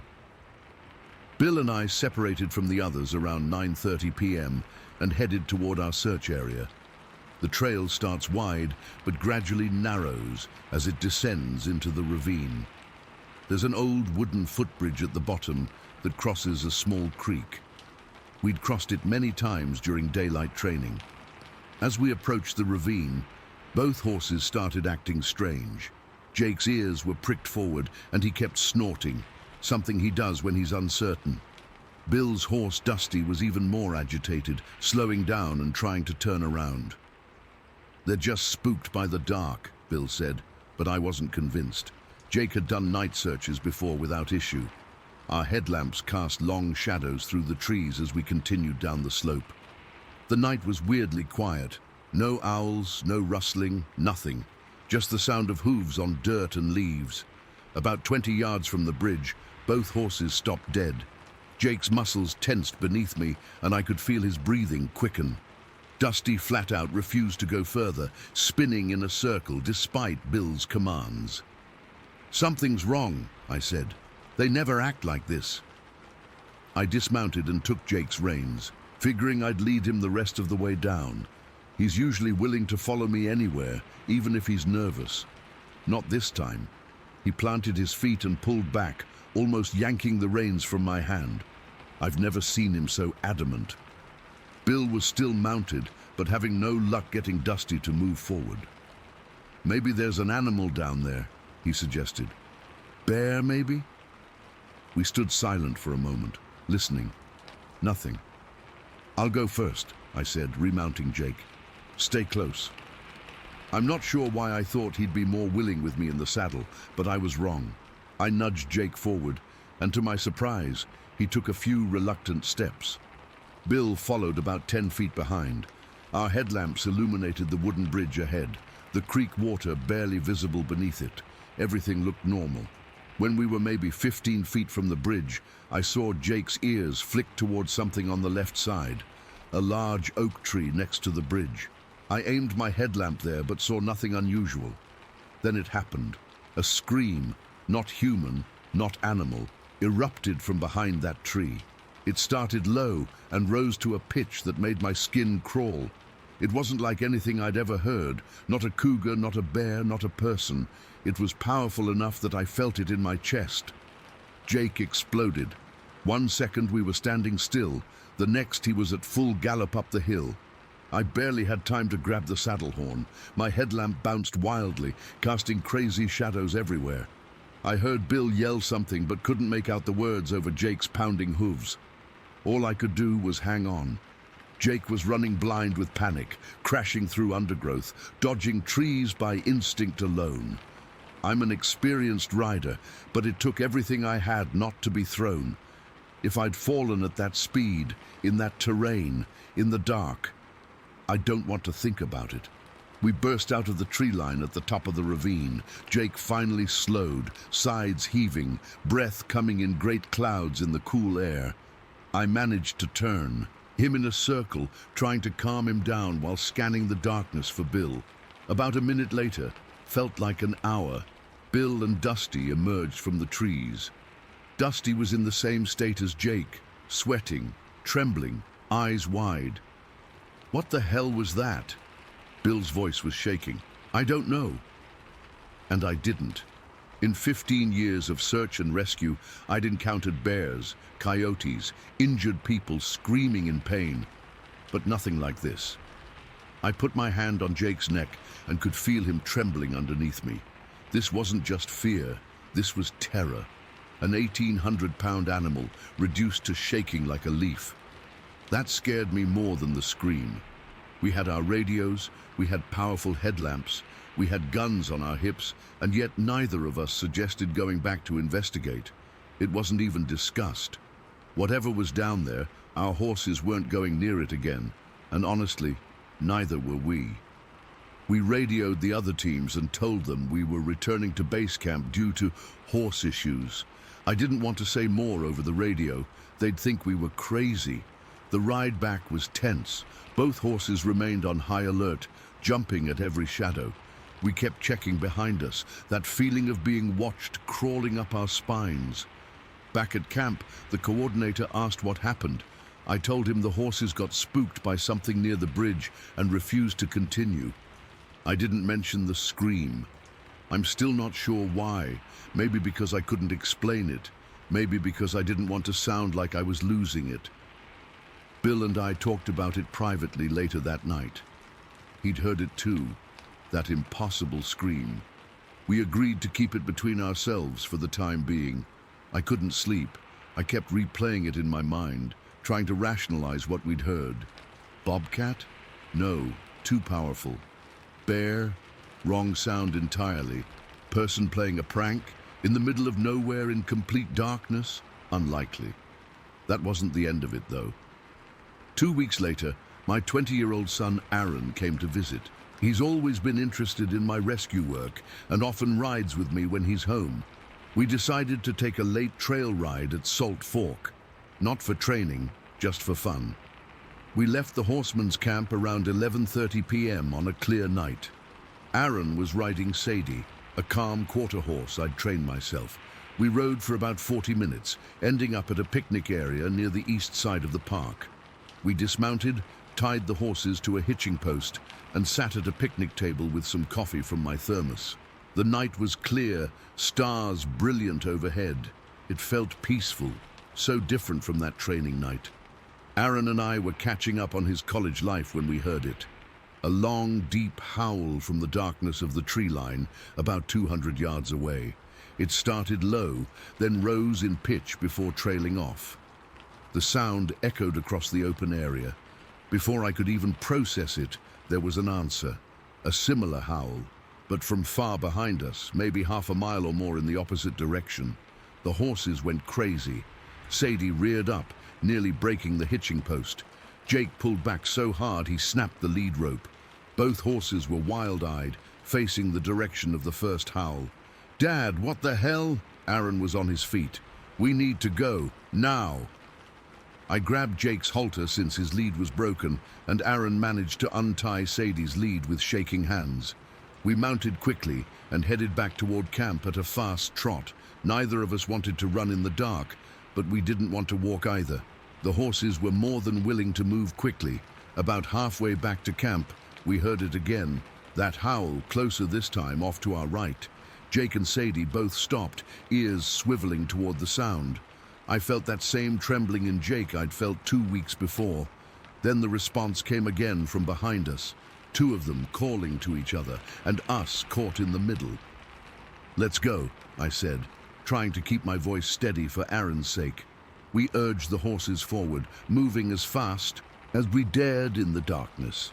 We made it back to camp without seeing anything, but the horses remained agitated all night, refusing to settle in their portable corrals. The next day, I didn't tell anyone except my wife what happened, but I did something I'd been avoiding. I went online and found the Bigfoot Field Researchers Organization website. I'd heard rumors about Bigfoot sightings at Salt Fork before, but had always dismissed them. I found their audio section and played a recording labeled "Ohio Howl." My blood ran cold. It was the same sound, that exact same howl we'd heard in the picnic area, the same as the scream by the bridge, just at a different pitch. I've been back to Salt Fork many times since then for rescue training, but never alone, never at night, and never down to that bridge. Jake still works search and rescue missions, but he gets anxious whenever we're at Salt Fork now. I don't know what's out there. I don't know if it's what people call Bigfoot or something else entirely, but I know what I heard, I know what I felt, and I know that Jake, an animal who trusts me with his life, was absolutely terrified. Whatever it was screamed at us from behind that tree, whatever called to its companion across that picnic area, it's still out there in Salt Fork. And no amount of training or equipment makes me want to meet it face to face. Story 10. I've been putting off writing this for so long. It's been 15 years, and I still sometimes wake up in cold sweats thinking about it. I don't care if people believe me or not anymore. I just need to get this off my chest before it eats me alive. It was late January 2008, one of those Missouri winter nights that isn't quite freezing, but cold enough that your breath makes little clouds in front of your face. I had just had this massive blowout with my girlfriend, Melissa. We'd been dating for about 2 years, living together for 6 months, and everything was getting to me.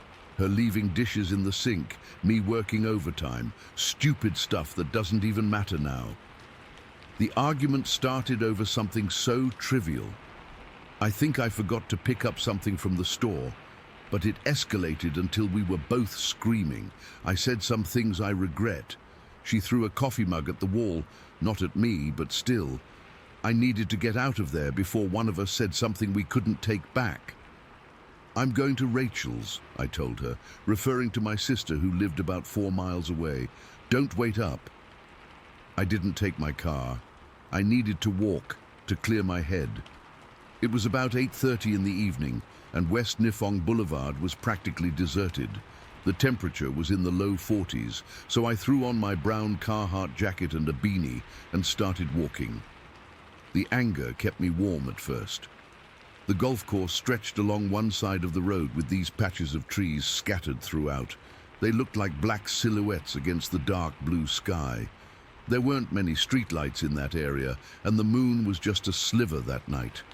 I remember checking my phone, 7% battery. Great.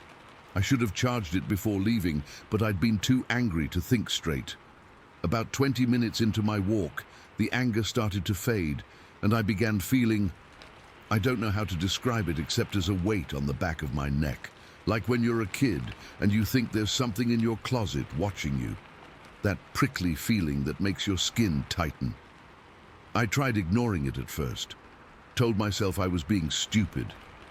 But then I caught something moving in my peripheral vision across the road near the tree line. Just a quick dark shape shifting between two trees. Probably a deer, I muttered to myself, but I picked up my pace anyway. The feeling didn't go away. If anything, it got stronger.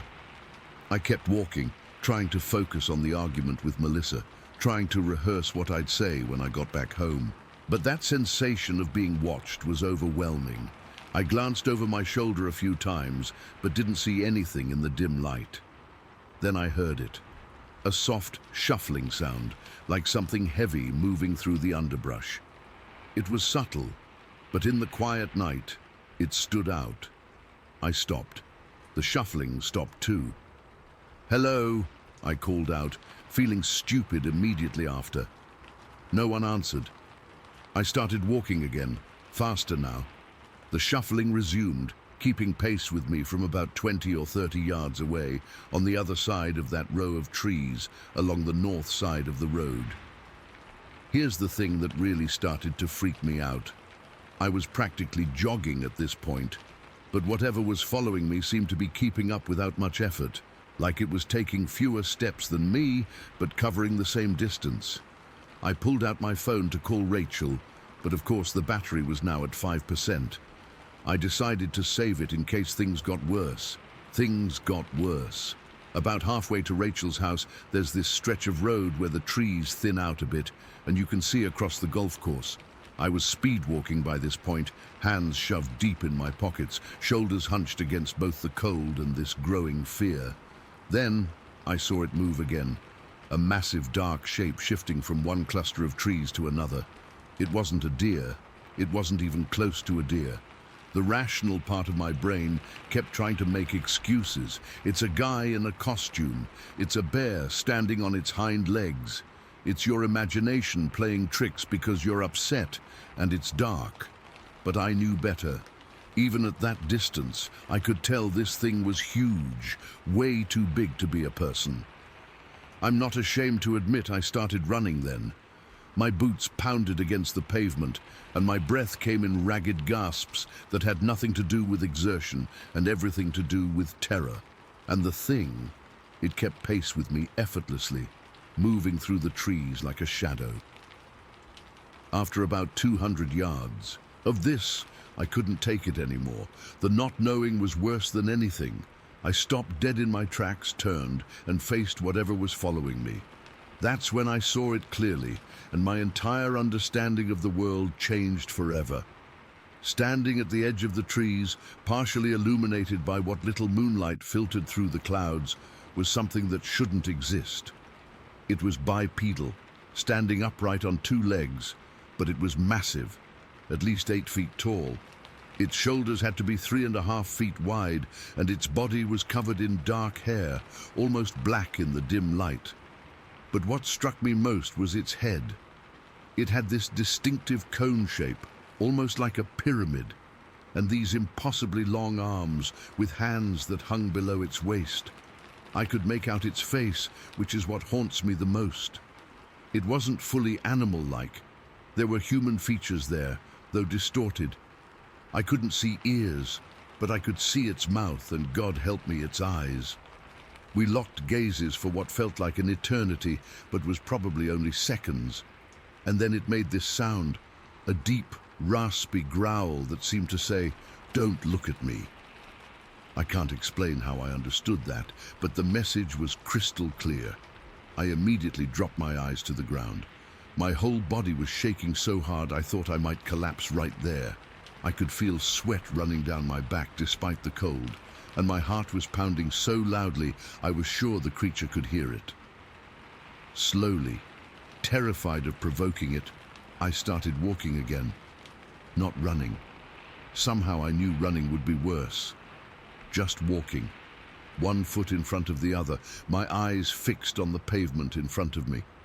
I could sense it following me again, keeping pace on the other side of the road. In my mind, I was saying goodbye to everyone I loved. I was convinced I wasn't going to make it to Rachel's house, that at any moment this thing would close the distance between us, and that would be it. With trembling fingers, I pulled out my phone. The battery was at 3% now. I opened my texts to Melissa. If these were my last moments, I wanted her to know what happened to me. I managed to type Bigfoot and send it. Then I typed, "Don't think I'll make it," and hit send again. The phone died immediately after. I kept walking, shoulders hunched, waiting for the attack I was sure was coming. I counted my steps, focusing on the numbers to keep myself from completely losing it. 117, 118. At step 243, I realized something had changed. The feeling of being watched was gone. The shuffling sound had stopped. I waited several more steps before daring to look up. It was gone, just gone.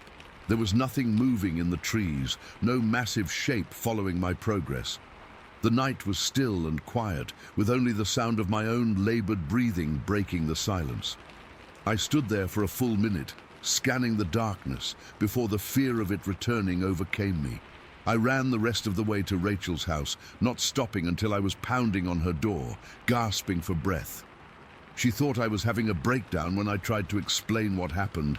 I don't blame her. I would have thought the same thing before that night.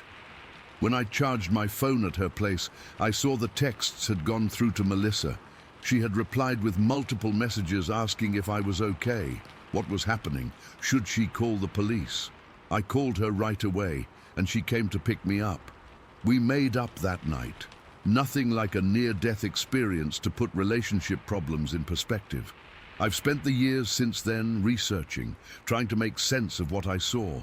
I've read every book, article, and forum post about Bigfoot sightings I could find. Some descriptions match what I saw, others don't. The cone-shaped head, the long arms, those details show up in other accounts.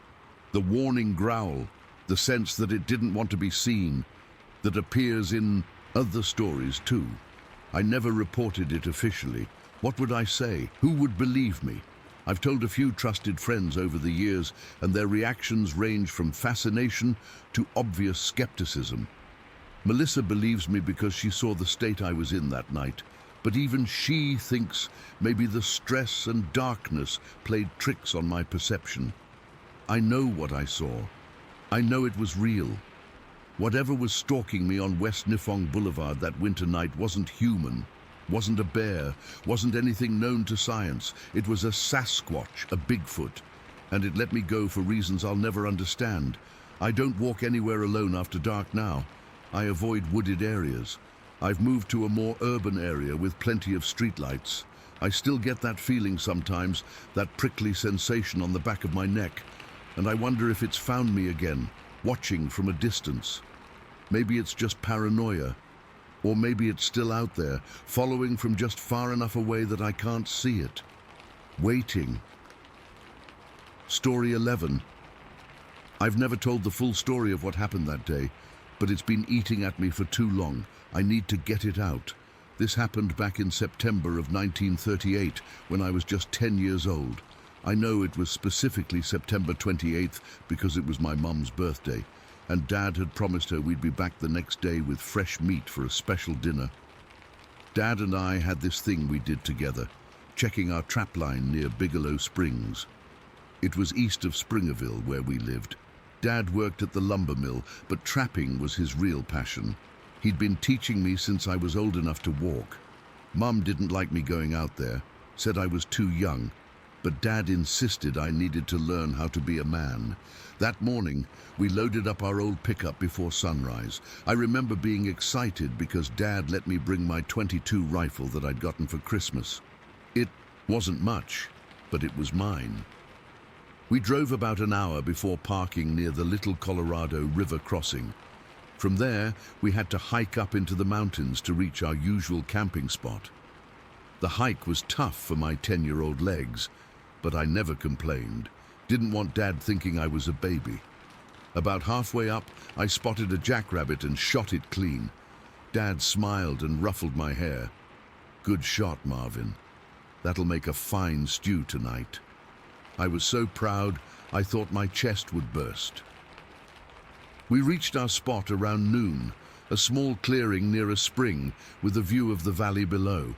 I helped Dad set up our canvas tent and unpack our supplies while he talked about which traps he wanted to check first. The plan was simple. Dad would go check the traps while I stayed at camp to prepare dinner and gather firewood.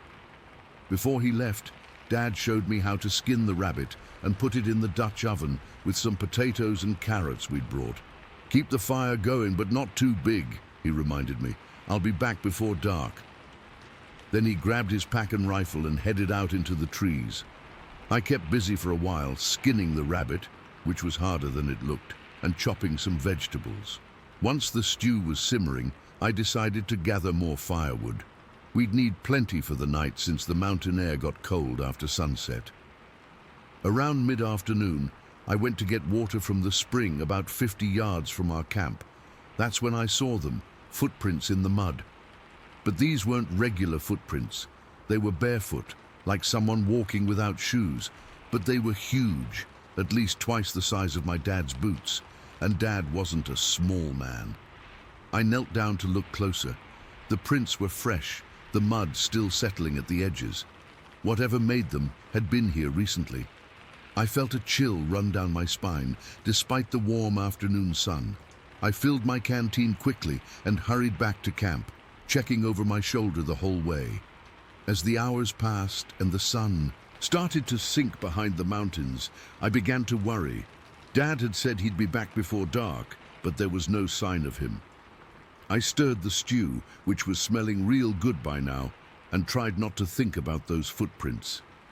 The light was fading fast, and with it came a silence that felt unnatural. Usually, the woods were full of sounds, birds, insects, small animals. But now there was nothing. Even the breeze seemed to have died down. My stomach was growling, and the stew was ready.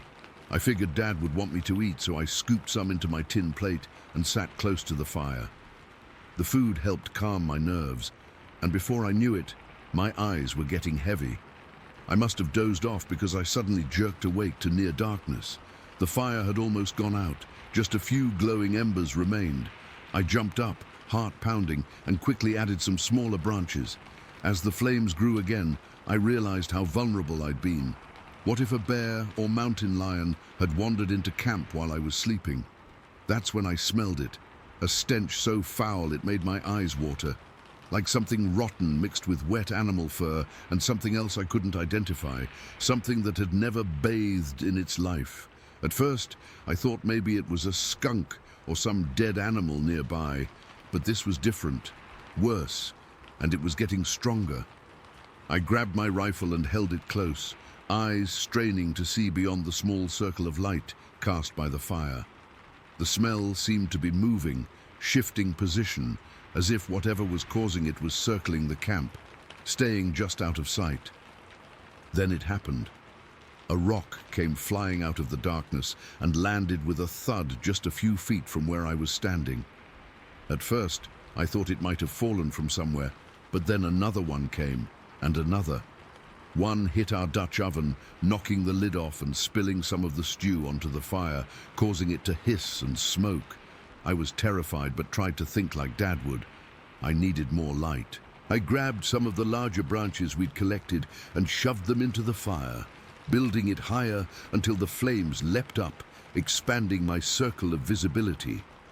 In the flickering light, I caught glimpses of something moving between the trees, something large and dark that seemed to shift positions whenever I tried to focus on it. It wasn't a bear. The movement was all wrong. It was upright, like a person, but bigger, much bigger. My hands were shaking so bad I could barely hold my rifle. I kept feeding the fire, desperate to keep the light strong, but our woodpile was dwindling fast. As the flames began to die down again, I saw them. Two eyes reflecting the firelight from the bushes about 50 feet away. They were positioned too high off the ground to be any animal I knew.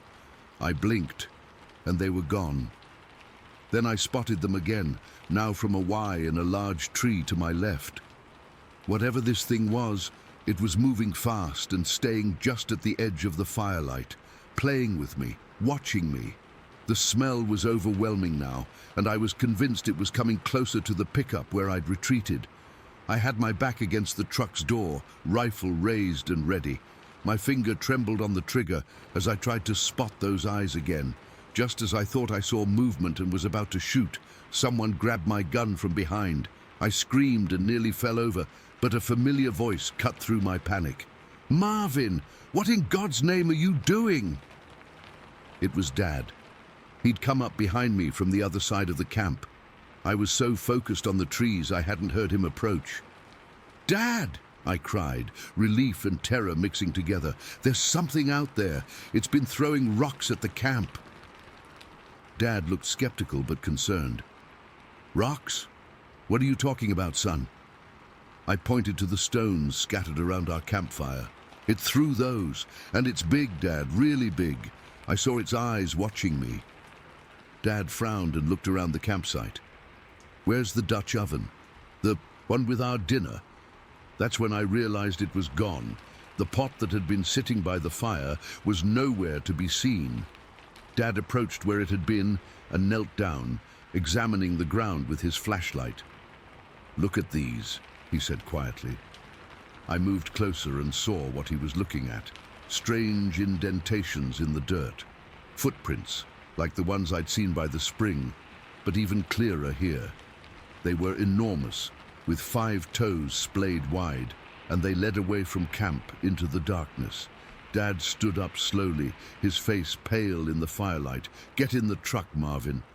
"But what about our—" Before I could finish my sentence, it happened. A scream tore through the night, a sound so horrifying it froze the blood in my veins. It wasn't human or animal.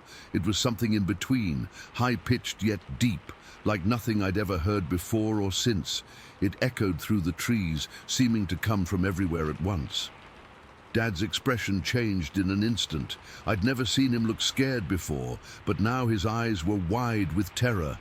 Without a word, he grabbed me by the collar and practically threw me into the pickup truck.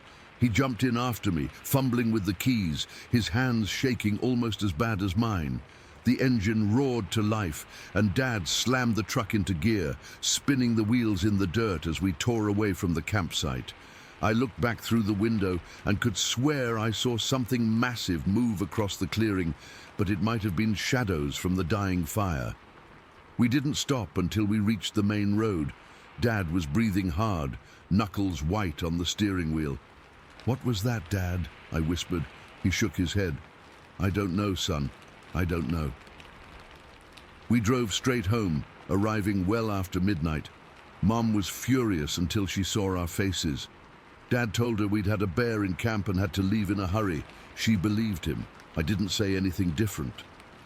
The next day, Dad and I went back with the sheriff to collect our gear. Most of it was still there, untouched. The strange footprints had been washed away by morning dew, and the sheriff clearly thought we'd panicked over nothing. But as we were packing up, I spotted something on the hillside overlooking our camp. Our Dutch oven, completely empty and placed upright on a rock, as if left there deliberately. Dad saw it too and quickly grabbed it, shoving it into our pack before the sheriff noticed. On the drive home, Dad made me promise not to tell anyone what we'd seen or heard. "People wouldn't understand," he said. "They'd think we were crazy." I've kept that promise for all these years. Dad passed 20 years ago, taking whatever he knew to his grave. But I still think about those footprints, those eyes in the darkness, and that inhuman scream that sometimes still wakes me from a dead sleep. I don't go camping anymore, and to this day, I can't stand the smell of rabbit stew. Story 12. I can't believe it's almost been a year since it happened. June 12th, 2022. The date is burned into my memory now. I've replayed it in my head so many times, trying to make sense of what I saw, but I still can't explain it. I've been hesitant to share this because I know how it sounds. I'm not some conspiracy theorist or attention seeker. Before this, I would have been the first person to laugh off stories like mine. I was driving through Northern California that Sunday, heading west of Lake Shasta near Trinity Mountain. The weather was perfect, about 70 degrees, sunny, with this crisp mountain air you just can't find in the city. I'd taken a long weekend to clear my head after a stressful few months at work. My wife had wanted to come, but she couldn't get the time off, so it was just me and the open road. Around 12:35 in the afternoon, I was on this winding mountain road. Not many other cars around, which was nice. I had the windows down, music playing low, just enjoying the drive. I remember checking my watch at one point because I was thinking about stopping somewhere for lunch soon. That's when I saw movement on the hillside to my right. My first thought was, bear. We get black bears all over these mountains, and I've seen plenty of them over the years. Something about the movement caught my attention though. It was fast, really fast, moving uphill on what had to be a 30 or 40 degree slope. I instinctively slowed down and pulled over onto the narrow shoulder. There wasn't much space, but I managed to get far enough off the road that I wouldn't cause any problems for other drivers. I turned off the engine and just watched. The hillside was pretty steep, covered in those tall pines and some undergrowth, but not so dense that you couldn't see through the trees in places. What I initially thought was a bear was about 70 yards up the slope. But as I focused on it, something felt off. The way it moved wasn't right for a bear. It was upright on two legs, moving through the trees with this weird fluid motion that I can't really describe properly. It was like effortless, like it knew exactly where to place each foot despite moving at what had to be 15 or 20 miles an hour uphill. I reached into my glove compartment and pulled out my sunglasses to cut the glare. That's when I got my first clear look at whatever it was. It definitely wasn't a bear. It wasn't a person either. This thing was tall, well over 6 feet, maybe 7, and completely covered in this jet black hair or fur. Not patchy like you'd see on a mangy animal, but thick and uniform across its entire body. The sun was hitting it at an angle, and there was this bizarre copper-colored sheen to the hair when the light caught it just right. It reminded me of when you see a black dog in the sunlight and their coat has those hidden reddish tones, but more metallic somehow. Its proportions were just wrong. The shoulders were too broad, much wider than any human I've ever seen, but it wasn't bulky like a bear. It was muscular but lean, like an Olympic athlete on steroids. The arms were longer than they should be, hanging down past where knees would be.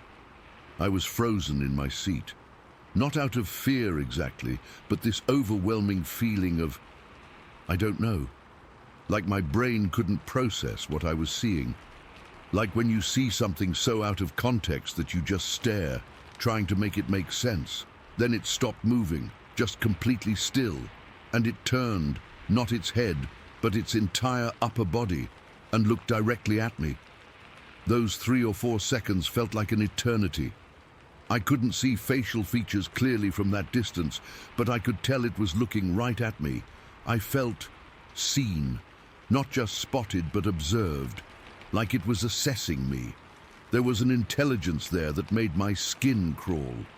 The weird thing is, it didn't seem startled or aggressive. There was no panic in its movements. It just stood there, completely still, staring at me with what felt like curiosity.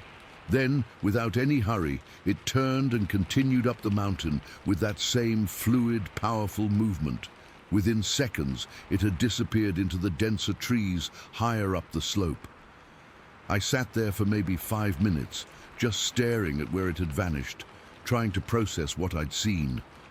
My hands were shaking when I finally started the car again. I checked my watch. It was 12:42. The whole encounter had lasted maybe 7 minutes, but it felt both much shorter and much longer somehow. I drove to the next turnout where I could safely pull over and really collect myself. My heart was racing and I felt lightheaded. I took out my phone thinking I should call someone, but who? What would I even say? Hey, I just saw Bigfoot. I've never believed in that stuff. Still don't really. But I know what I saw wasn't a bear, wasn't a person in a suit, wasn't anything I can explain. I sat there for almost an hour, just staring out at the mountains, replaying the encounter in my mind. I tried to rationalize it. Maybe it was just a really big guy in dark clothes moving through the woods. But that doesn't explain the speed, the way it moved, those proportions. No human moves like that, especially not uphill on rough terrain. Maybe it was some kind of undiscovered species, but in Northern California, one of the most hiked and explored regions in the country, seems impossible that something that size could remain hidden. I finally started driving again, but I couldn't focus. I ended up finding a small diner about 20 miles down the road. I ordered coffee, but couldn't eat anything. My appetite was completely gone. I remember the waitress asking if I was okay, because I must have looked as shaken as I felt. That's when it hit me that I should have taken a picture or video. I had my phone right there in the car with me. But in the moment, it never even crossed my mind. It's like when you see something so unexpected, your brain doesn't go through the normal processes. You just experience it. I spent the rest of the day in a daze. I cut my trip short and drove home that evening instead of staying another night like I'd planned. I couldn't shake the feeling of being watched, even though I was miles away from where it happened. When I got home, my wife immediately knew something was wrong. I tried to tell her what I'd seen, but I could see the concern and doubt in her eyes. I don't blame her. If someone had told me this story a day earlier, I would have thought they were exaggerating or making it up too. I spent the next few weeks researching online, looking for similar sightings in the area. There were a few vague reports from hikers over the years, but nothing with the detail of what I'd seen. I thought about reporting it to someone, but who? The Forest Service, local authorities. What would I say that wouldn't make me sound crazy? What stayed with me most is the way it moved. There was this confidence to it, like it had every right to be there, and I was the intruder. It wasn't running away from me so much as it was just continuing on its way. That's what unsettles me the most, I think. Not that it existed, but that it existed so comfortably, so naturally, in a world where it shouldn't be possible. I've gone back to that spot twice since then, once in August and again in October. I didn't see anything either time. Part of me was relieved, but another part was disappointed. I don't know. I just need some kind of confirmation that I didn't imagine the whole thing. The thing is, I'm not a superstitious person. I don't believe in ghosts or aliens or cryptids, or at least I didn't. Now I don't know what to believe. All I know is what I saw that day doesn't fit into the world as I understand it. Sometimes I wonder if it saw me too. Really saw me, I mean. If it went home to its, whatever, family, community, I don't know, and told them about the strange creature it had spotted on the road below. If it's still out there, going about its life in those mountains, occasionally crossing paths with humans who, like me, can't believe what they're seeing. I haven't told many people about this. Just my wife, my brother, and one close friend. They all had the same reaction, concerned, supportive, but skeptical. I get it. I'd be skeptical too. But here's the thing. I know what I saw. It wasn't a bear. It wasn't a person. It was something else entirely. Something that shouldn't exist but does. Something that's out there right now, moving through those mountains with that same unnatural grace, watching us without us knowing. I still drive that road sometimes when I need to go to Redding. Each time, I scan the hillsides, hoping to catch another glimpse, to prove to myself that it was real. So far, nothing. But I know what I saw. And sometimes, when I'm up in those mountains, I can't shake the feeling that I'm the one being watched. that somewhere behind the trees, those eyes are on me again, studying, assessing. I don't know what else to say. I don't have any evidence, no photos, no videos, no footprints. Just my memory of those few minutes on that sunny June afternoon that changed how I see the world. I'm not asking anyone to believe me. I just needed to put this out there, to tell someone who might understand, or who might have seen something similar. All I know is, there's something in those mountains that doesn't fit into our understanding of what should be there. And it moves like it has every right to be there, like it belongs there more than we do. Story 13. This happened about 7 years ago when I was 22. I was visiting my girlfriend Sarah in Grove County, a rural area with more cornfields than people. She was attending an early morning church service with her family, and I wasn't particularly religious, so I decided to wait outside. It was around 6:30 in the morning. The sun was just coming up, and I had about an hour and a half to kill before she'd be done. The church was just off the main road, nothing but farmland and scattered houses for miles around. I was restless sitting in my car, so I decided to take a walk to pass the time. The morning air was cool and misty, typical for early autumn in that part of the country. I started down a dirt road that ran alongside the church property, just wandering aimlessly. After walking for maybe 15 minutes, I came to a fork and turned onto what I later learned was Roten Creek Road, just another dirt path cutting through cornfields and farmland. Nothing unusual about it.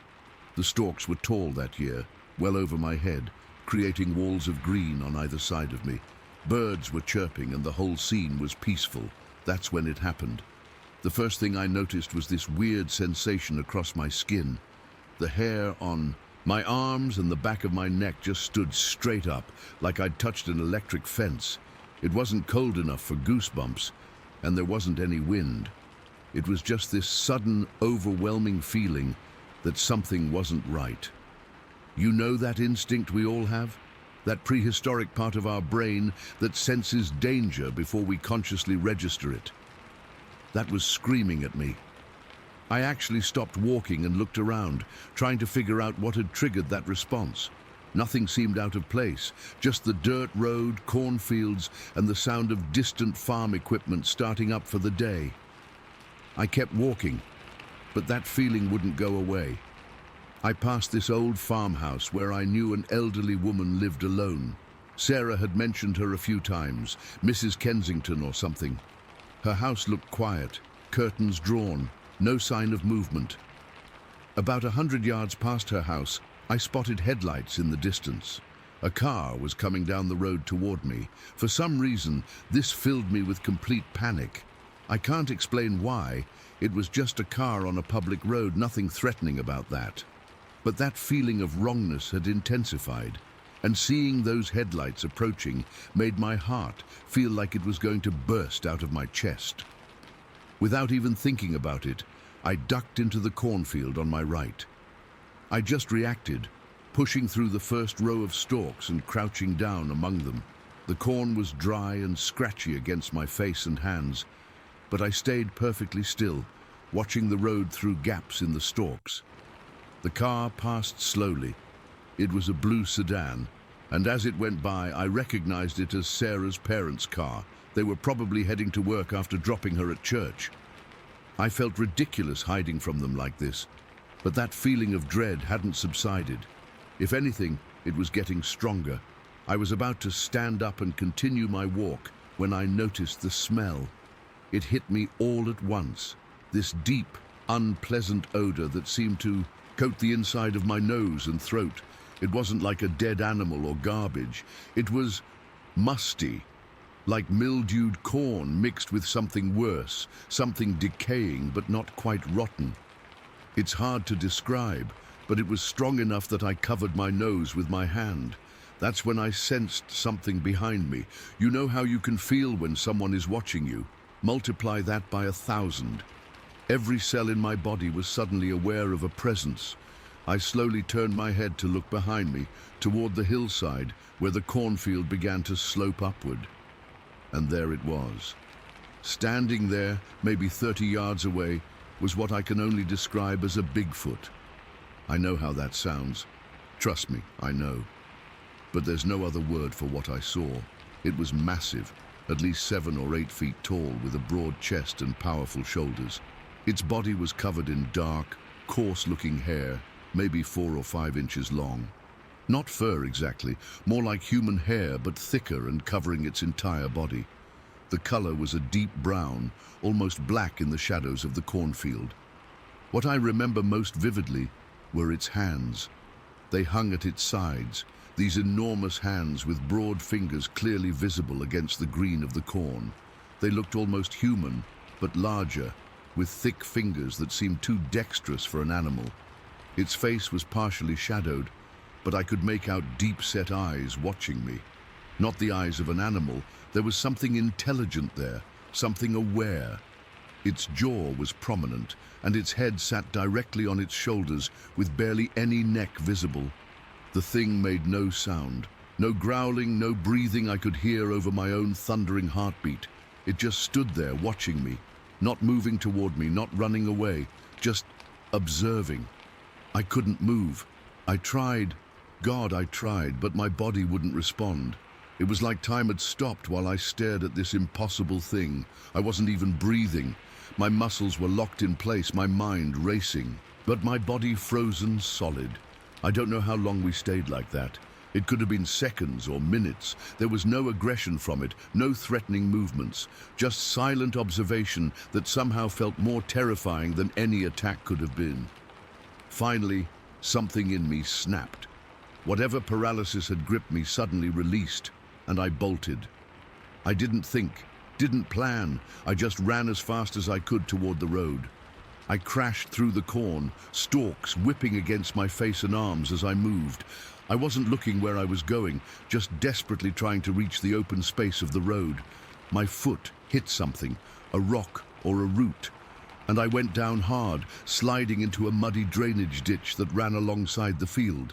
My hands and forearms took the brunt of the fall, getting cut up on the rocks and debris in the ditch. I barely felt the pain. I scrambled to my feet, slipping in the mud, and finally made it onto the dirt road. Then I just ran. I ran harder than I've ever run in my life, screaming at the top of my lungs. Not words, just raw, terrified sounds that I couldn't control. I didn't look back. I couldn't bring myself to. I just ran until my lungs burned and my legs threatened to give out beneath me. I made it back to the church parking lot and collapsed against my car, gasping for breath, mud and blood smeared on my clothes. When Sarah came out of church, she found me sitting in my car with the doors locked, still shaking. I told her I'd fallen while walking. I couldn't bring myself to tell her what I'd seen. I was afraid she wouldn't believe me. Hell, I barely believed myself. That night I convinced myself it had been a bear standing on its hind legs, or maybe a guy in a costume playing a prank. But I knew better. Bears don't have hands like that, and no costume I've ever seen moves with that natural fluidity or has eyes with that kind of awareness. The encounter has haunted me for years. Sometimes it feels like a nightmare that won't fade from memory, but I know it wasn't a dream. I have the scars on my hands from that fall to prove it, and I know with absolute certainty that if that creature had wanted to harm me, it could have done so without any difficulty. I was completely at its mercy. I've never gone back to Roten Creek Road. Sarah and I broke up a few months later for unrelated reasons, and I moved away from Grove County. But I still wake up sometimes in the middle of the night, drenched in sweat, with that musty, mildewed smell lingering in my nostrils. I've researched Bigfoot sightings in that area since then. There have been a few reports over the years, though nothing recent. Part of me wishes someone else would see it, just so I'd know I wasn't crazy. Another part of me hopes no one ever has to experience what I did. The thing that still gets me all these years later is the feeling that it was studying me, not hunting me, not threatening me, just observing like I was some curiosity it had stumbled across. Sometimes I wonder if it was as surprised to see me as I was to see it. I don't expect everyone to believe me. I wouldn't believe it either if I hadn't lived through it. But I know what I saw that morning in the cornfield, and I know that whatever it was, it let me go when it could have easily caught me. I'll never understand why. Story 14. I've been sitting on this experience for over 40 years now, and I still get chills when I think about it. What happened to me in the woods of Liberty County back in '79 wasn't something I could easily talk about, not without risking people thinking I'm completely nuts. But I need to get this off my chest, and maybe someone here has seen something similar. I was 17 that year, grew up hunting with my dad and uncles since I was old enough to hold a rifle. By that age, I was confident enough to go squirrel hunting on my own. We lived near the edge of those dense pine forests in East Texas, and I knew those woods like the back of my hand, or at least I thought I did. It was early October, weather just starting to cool down, but still comfortable enough to spend all day in the woods. I remember wearing my favorite flannel shirt, red and black checkered, and my dad's old hunting vest that he'd passed down to me when I turned 16. It had these deep pockets perfect for carrying squirrels, and I was hoping to bag enough for my mom to make her famous squirrel stew. I parked my beat-up Chevy pickup at this little pull-off about a quarter-mile from the main road. It was just after sunrise, maybe 7:30 in the morning. The air had that crisp feeling, you know, that perfect hunting weather where sound travels clearly and you can smell the pine sap and fallen leaves. I grabbed my .22 rifle, checked that I had enough shells in my pocket, and headed into the woods. I knew a spot about a mile in where oak trees mixed with the pines, creating this perfect habitat for squirrels. They'd be gathering acorns this time of year, so I figured it would be easy pickings. The hike-in was uneventful, just the usual forest sounds, birds calling, the occasional scurrying in the underbrush, the crunch of pine needles under my boots. I wasn't being particularly quiet since I was just making my way to my hunting spot. Once I got there, that's when I'd slow down and start moving silently. After about 45 minutes of walking, I reached this pine oak flat I was aiming for. It was a beautiful spot. Tall pines with their straight trunks reaching skyward, interspersed with gnarled oaks, their branches spreading wide.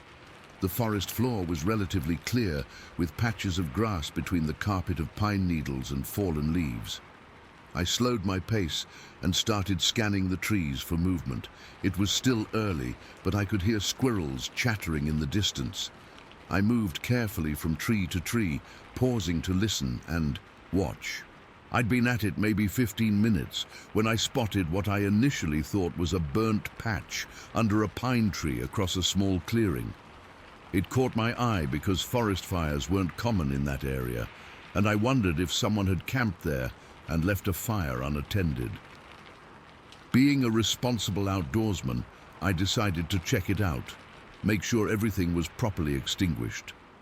The clearing wasn't large, maybe 75 yards across, and that burnt patch was about 100 more yards beyond it.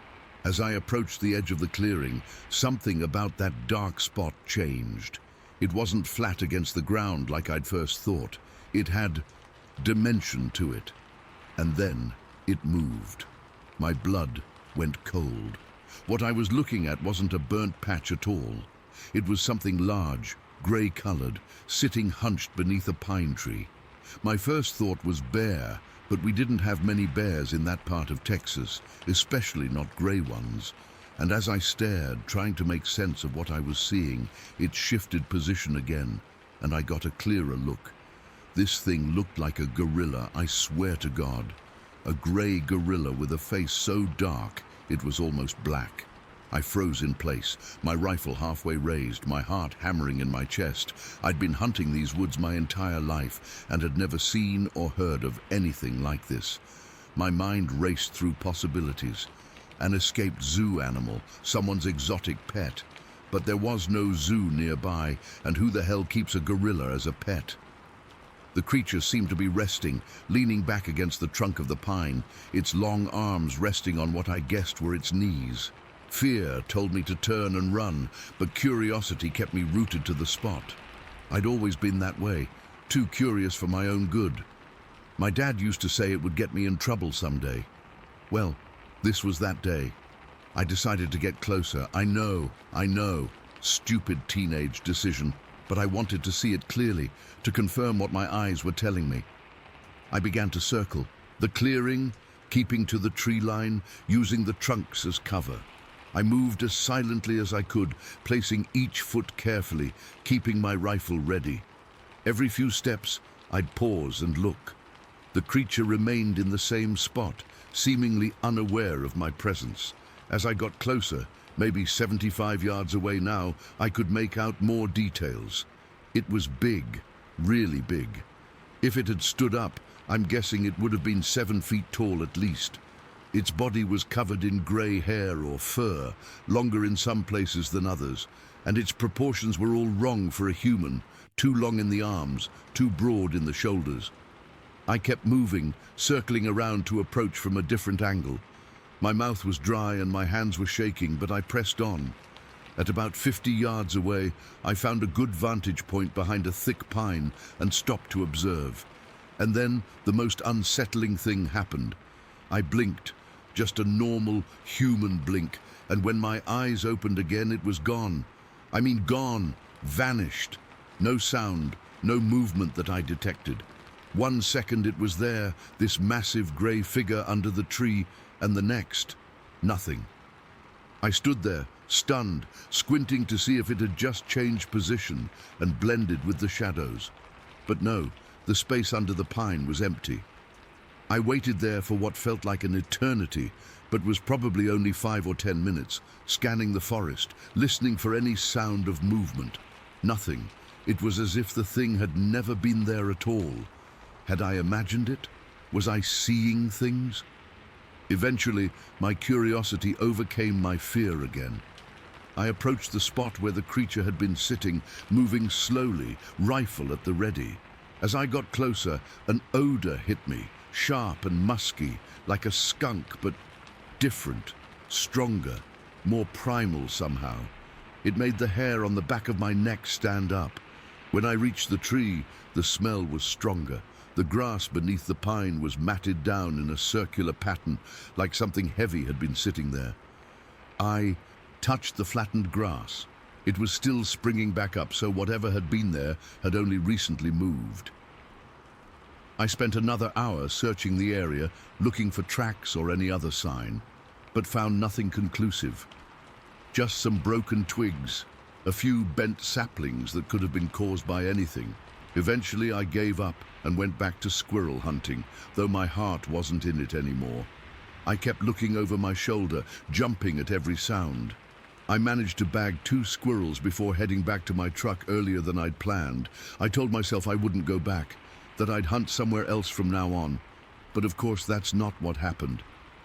A week later, I returned to the same area. I couldn't stop thinking about what I'd seen, and I needed to know if it was real or if my mind had played some elaborate trick on me.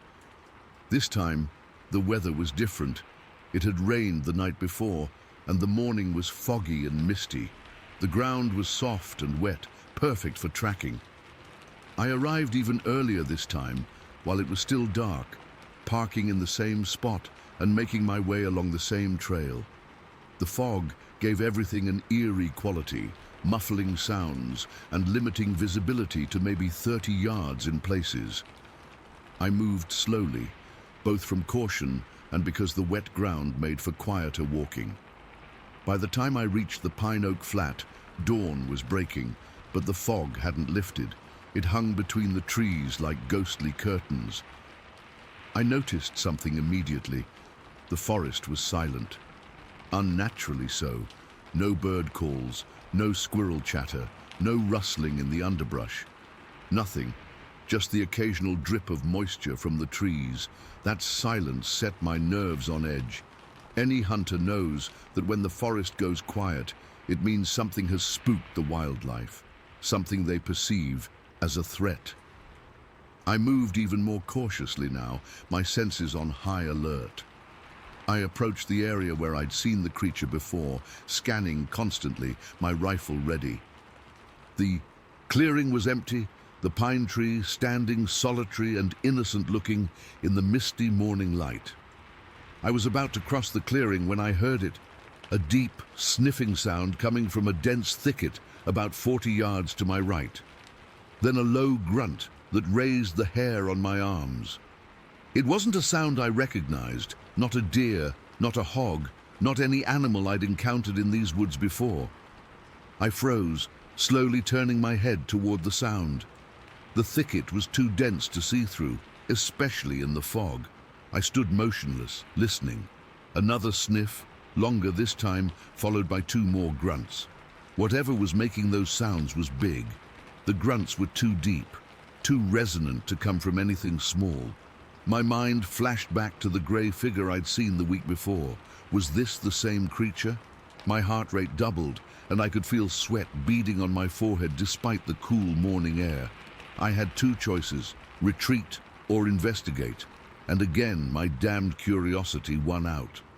I decided to try and flush whatever was in the thicket. I picked up a couple of sticks from the ground and tossed them into the brush, one after another.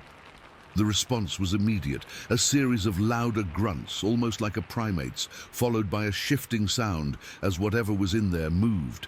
I raised my rifle, aiming at the thicket, my finger resting lightly on the trigger. More movement, branches cracking. Then the grunts changed to something more aggressive, almost like a warning. I can't really describe it, but it sent chills down my spine. It wasn't an animal sound I recognized, but it was unmistakably a sound of warning, of threat. That's when fear finally overcame curiosity. I started backing away slowly, keeping my eyes on the thicket. Whatever was in there seemed to sense my retreat. The brush began to shake violently, and then I heard it. The unmistakable sound of something large crashing through the undergrowth, moving away from me toward the far side of the thicket. The movement was distinctive, not the 4-legged gait of a deer or hog, but the rhythmic sound of something moving on 2 legs. Bipedal, like a human, but heavier, more powerful. Then came an enormous splash from beyond the thicket, something large hitting water. There was a creek on the other side that I knew ran pretty deep in places. That same skunk-like odor hit me again, stronger than before, wafting from the direction the creature had fled. It hung in the damp air, almost tangible. I stood there shaking for several minutes. Part of me wanted to circle around to the creek to see if I could catch another glimpse of whatever it was. But the rational part of my brain finally took control. This was something unknown, something potentially dangerous. And I was alone, miles from help, with nothing but a .22 rifle that suddenly felt woefully inadequate. I turned and walked away, then walked faster, and finally found myself jogging back toward the road, constantly looking over my shoulder. I didn't stop until I reached my truck, and even then, I kept checking the tree line as I started the engine and pulled away. I never went back to that specific part of the woods again.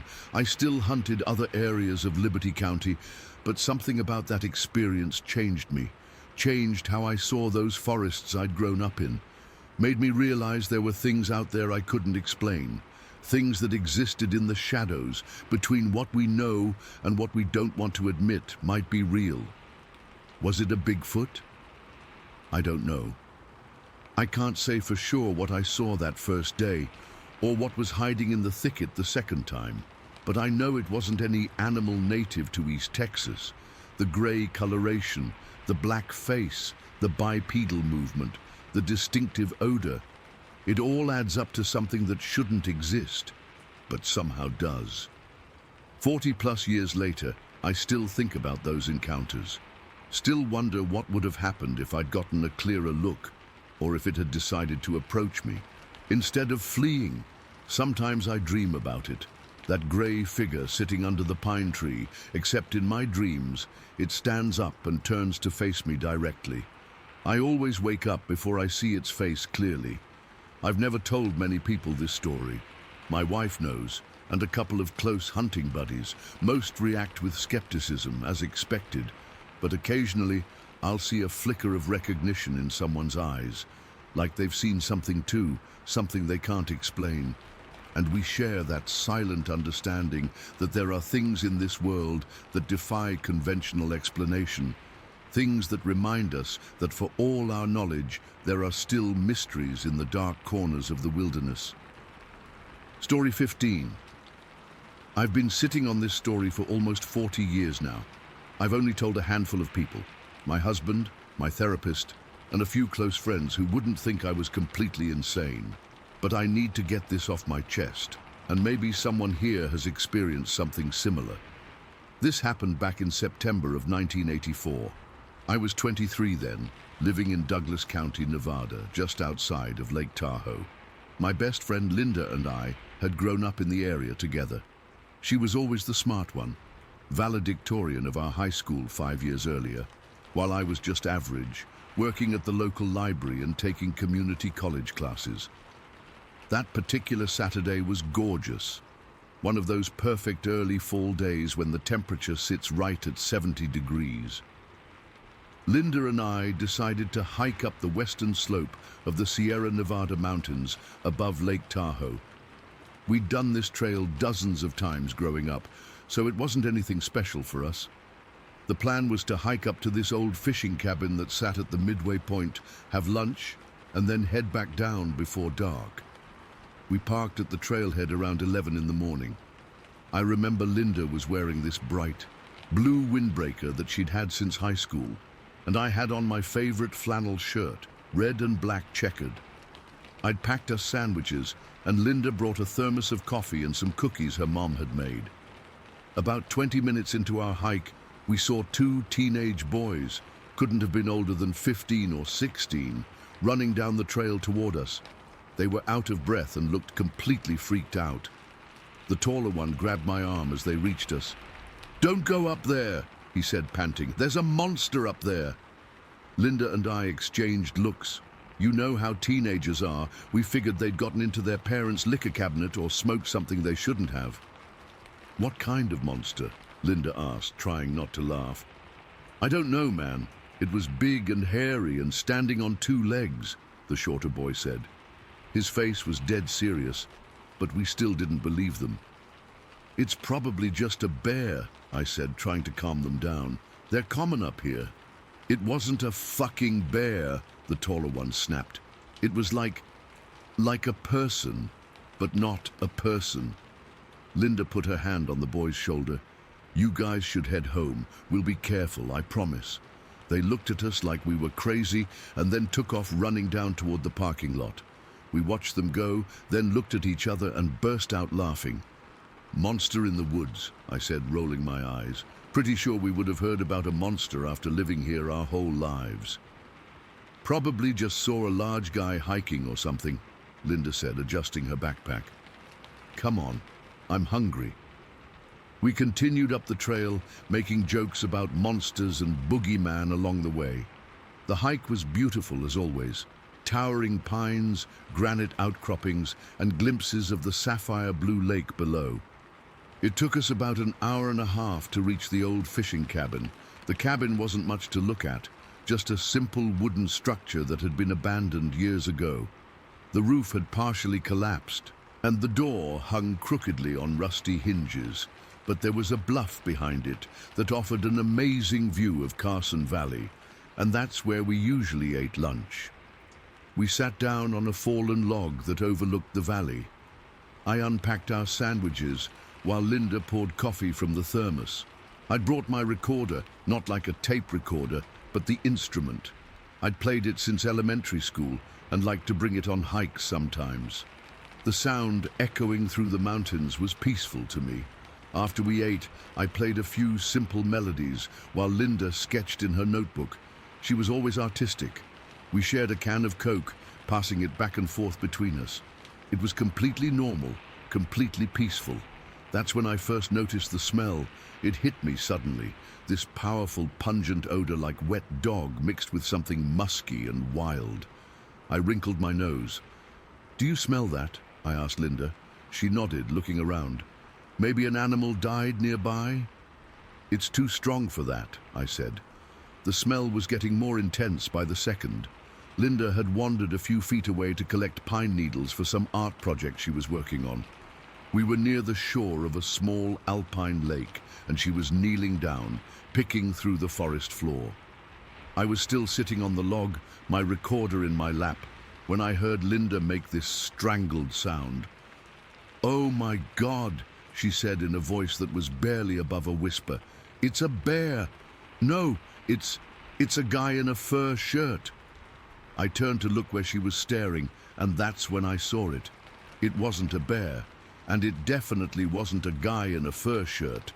Standing just 7 feet away from Linda was something I still struggle to describe accurately. It was covered entirely in fur that was the exact color of dried pine needles. This brownish reddish gold that would perfectly blend into the forest floor. The fur looked thick on its limbs and back, but sparser on its chest and face. Its chest was enormous, broader than any human I'd ever seen, with muscles that didn't look quite right, not like a bodybuilder, but more primal. Its arms were what struck me most. They were unusually long, hanging down almost to its feet. And it was tall. I'm 5'6", and this thing had to be at least 7 feet, maybe taller. Neither of us moved. I couldn't even breathe. The creature stood there looking at us with an expression I can only describe as curious. Its eyes were large and set deep in its face, reminding me of an orangutan I'd seen at a zoo once. Intelligent eyes that seemed to be evaluating us. Its nose was flat against its face, not protruding like a human's. After what felt like an eternity, but was probably only seconds, it turned and began walking away from us, toward a slope where some birds were pecking at the ground. It moved with these long, fluid strides, its arms swinging freely at its sides. What struck me was how easily it moved across the terrain, barefoot, but never slipping or stumbling over the rocky ground. Linda was frozen in place, still kneeling by the pine needles. I stood up from the log, and the creature turned its head toward me at the sound. That's when the strangest part happened. I wasn't afraid. I should have been terrified. We were alone in the mountains with this unknown creature. But instead, I felt this bizarre connection, like it was as fascinated with us as we were with it. Its face wasn't menacing. It looked almost serene. We stared at each other for what felt like minutes, though it was probably only seconds. Then it continued moving away, disappearing behind some boulders. "What the fuck was that?" Linda whispered, finally standing up. Her hands were shaking so badly she dropped her notebook. "I don't know," I said. My voice sounded strange even to my own ears. But I think those boys weren't lying. We quickly packed up our things, constantly looking around us. I kept expecting the creature to jump out from behind a tree, but it didn't. We started back, down the trail, moving much faster than we had on the way up. About halfway down, I spotted movement out of the corner of my eye. The creature was paralleling our path, staying up on the ridgeline. It was standing atop a granite boulder, at least a football field's distance away, but clearly visible against the sky. "Linda," I said quietly, nudging her. "Look." She followed my gaze and gasped. "It's following us."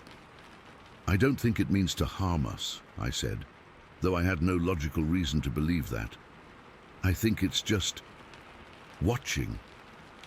In a moment of either bravery or complete stupidity, I called out to it. "You're really cool," I shouted across the distance, "but you're scaring the locals." Linda looked at me like I'd lost my mind. Maybe I had. The creature didn't respond, but it didn't move away either. It just kept pace with us, staying visible but distant. We made it back to the car without incident. The creature had stopped following us about a quarter-mile from the trailhead. We sat in my car for a few minutes, not speaking, just processing what we'd seen. "Should we tell someone?" Linda finally asked. I thought about it. Who would believe us? They'd think we were making it up or that we saw a bear. "It wasn't a bear," she said firmly. "I know. But what if we tell someone and they come looking for it? What if they try to hurt it?" The thought bothered me more than it should have.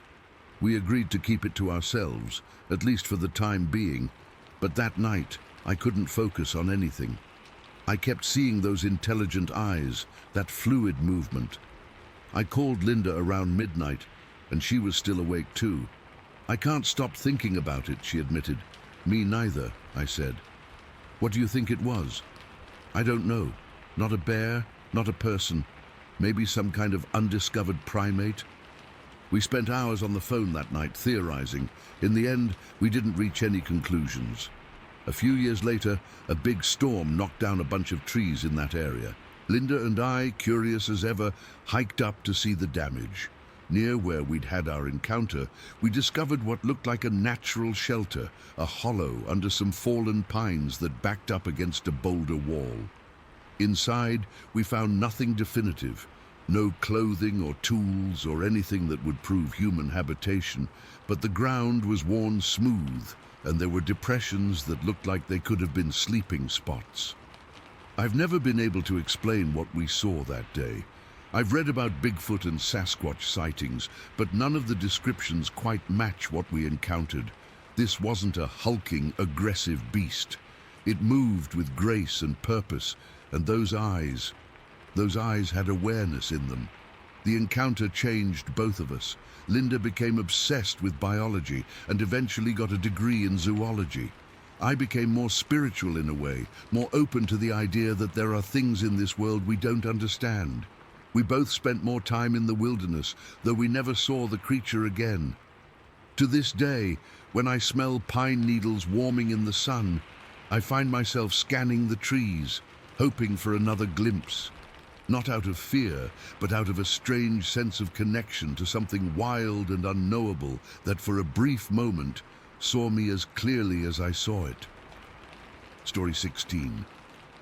I'm still shaking as I type this. Even though it's been 5 days since it happened, I can't stop thinking about it. Every time I close my eyes, I see it standing there. Every time there's silence, I hear that growl. I never believed in this stuff before. I was always the guy who laughed at cryptid hunters and thought Bigfoot was just a story to sell t-shirts to tourists. But after what happened last Thursday in Miami County, I don't know what to believe anymore. It was supposed to be just a normal fishing day. My buddy Ethan and I had been planning it for weeks. We both had taken the day off work, packed our gear the night before, and met up at my place around 6 in the morning. The weather forecast promised perfect conditions. 78 degrees, partly cloudy, and a light breeze. Ideal fishing weather. We decided to try a secluded spot along the river near the aquatic center. It's this little area that not many people know about. You have to park at the center's lot and then hike about half a mile through some woods to reach it.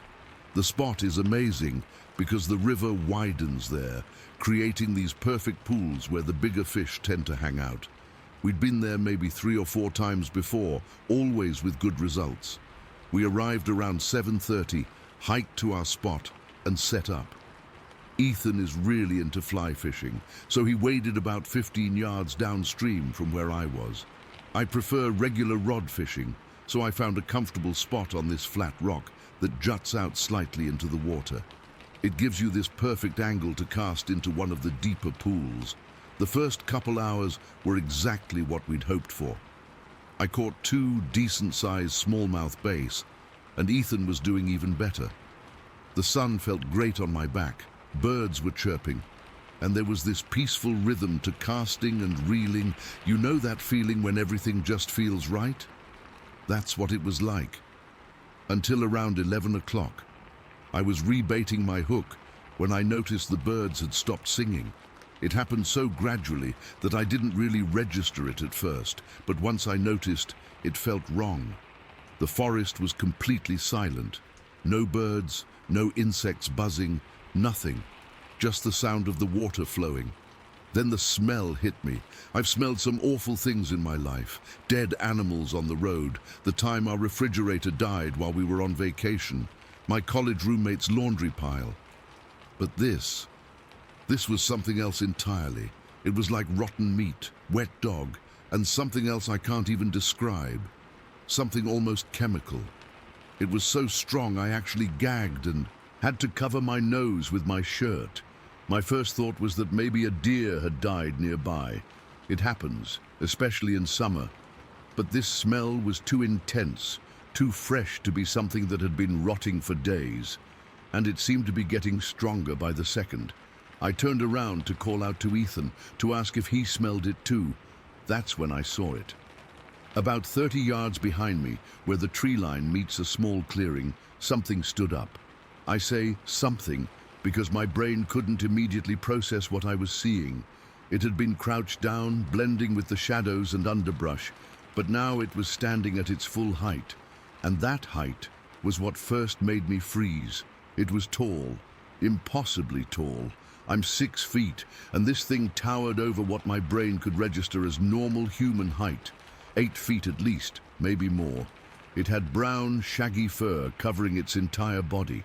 Not like a costume, like actual fur that moved naturally with its body. The fur was matted in places, especially around what I'm guessing was its chest. Its face.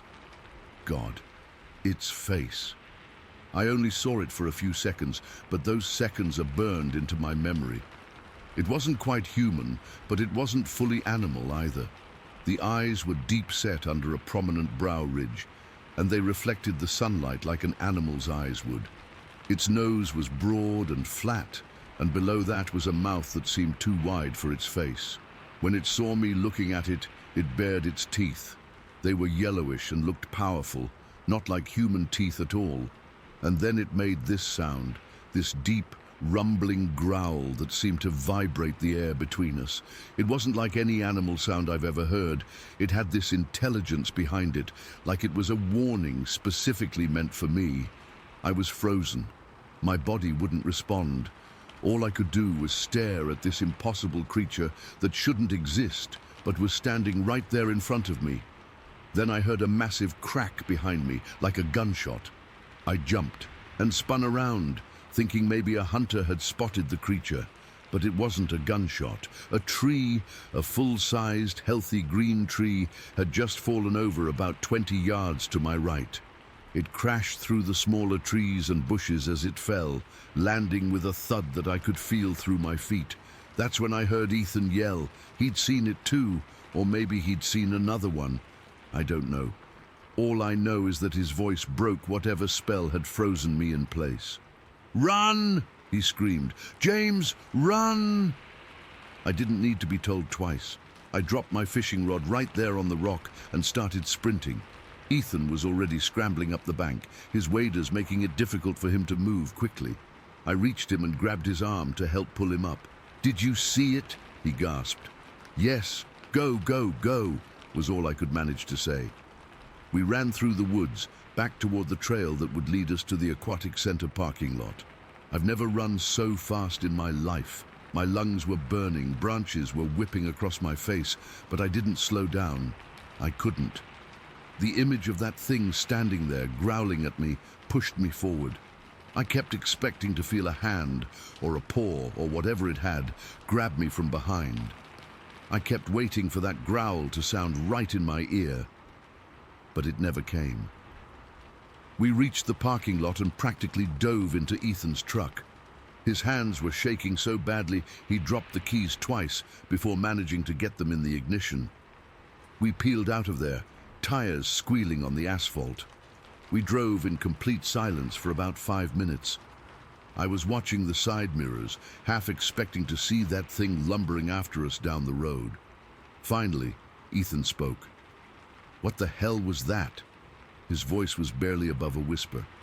I don't know," I replied. And I didn't. I still don't. But I know what it looked like. We talked about it the whole drive back to my place, compared what we'd seen. Ethan had been downstream from me, so he'd seen it from a different angle, but his description matched mine. Tall, covered in brown fur, not human, but not like any animal we knew. We left all our gear, I realized as we pulled into my driveway. Hundreds of dollars worth of fishing equipment, just abandoned by the river. We sat in Ethan's truck for a long time, debating what to do. Call the police? They'd think we were crazy or drunk. Tell our friends? Same reaction. Go back for our gear? The thought made my stomach turn. But the next morning, That's exactly what we decided to do.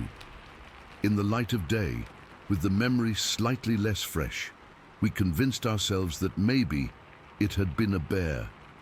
A really big bear that somehow stood on its hind legs for an unnaturally long time. The fallen tree was just a coincidence. The smell, well, we didn't have a good explanation for the smell.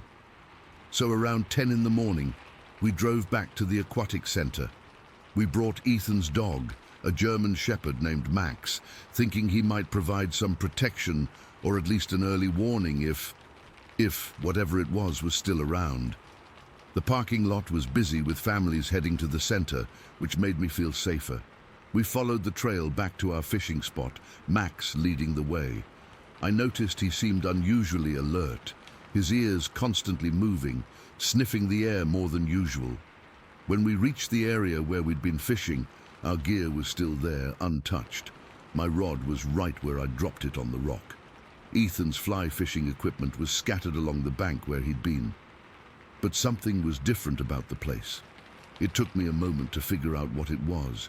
There were paths. No, not paths. More like swaths of trampled vegetation leading from the main deer trail into the deeper forest. And these weren't small game trails. These were wide, with broken branches and flattened undergrowth, like something large had moved through there. Recently. Very recently. "These weren't here yesterday," Ethan said, voicing what I was thinking. We followed the trampled area with our eyes. It led straight to where I'd seen the creature standing, and there, plain as day, was the tree that had fallen. It was a healthy oak, probably 30 feet tall, that had been completely snapped about 4 feet up from its base. Not cut, not uprooted by wind, snapped. Max wouldn't go near it. He kept whining and pulling on his leash, trying to head back to the parking lot. We quickly gathered our gear, trying not to look too hard at the surrounding forest, but I couldn't help noticing more signs of something. Broken limbs on trees, too high up to have been caused by deer. Another trampled path heading deeper into the woods, parallel to the first one. And worst of all, when we reached the spot where I'd seen the creature, there was a clear depression in the underbrush, like something large had been crouching there, watching us fish for who knows how long before I noticed it. On the way back to the car, we didn't talk much. What was there to say? We'd both seen it. We'd both seen the evidence that it wasn't just one creature, but potentially 2 or 3 based on the different trails and destruction patterns. It's been 5 days now, and I still can't stop thinking about it. I replay that moment in my head almost every hour. The smell, the sight of it standing up, the growl, the tree falling. Ethan and I have talked about it extensively. We've looked up local legends, searched online for similar sightings in Miami County. There are a few scattered over the years, but nothing concrete. I never believed in Bigfoot before. I thought it was all hoaxes and misidentifications, but I know what I saw, and I know it saw me too. That's the part that keeps me up at night. It saw me. It warned me. It could have caught us if it wanted to.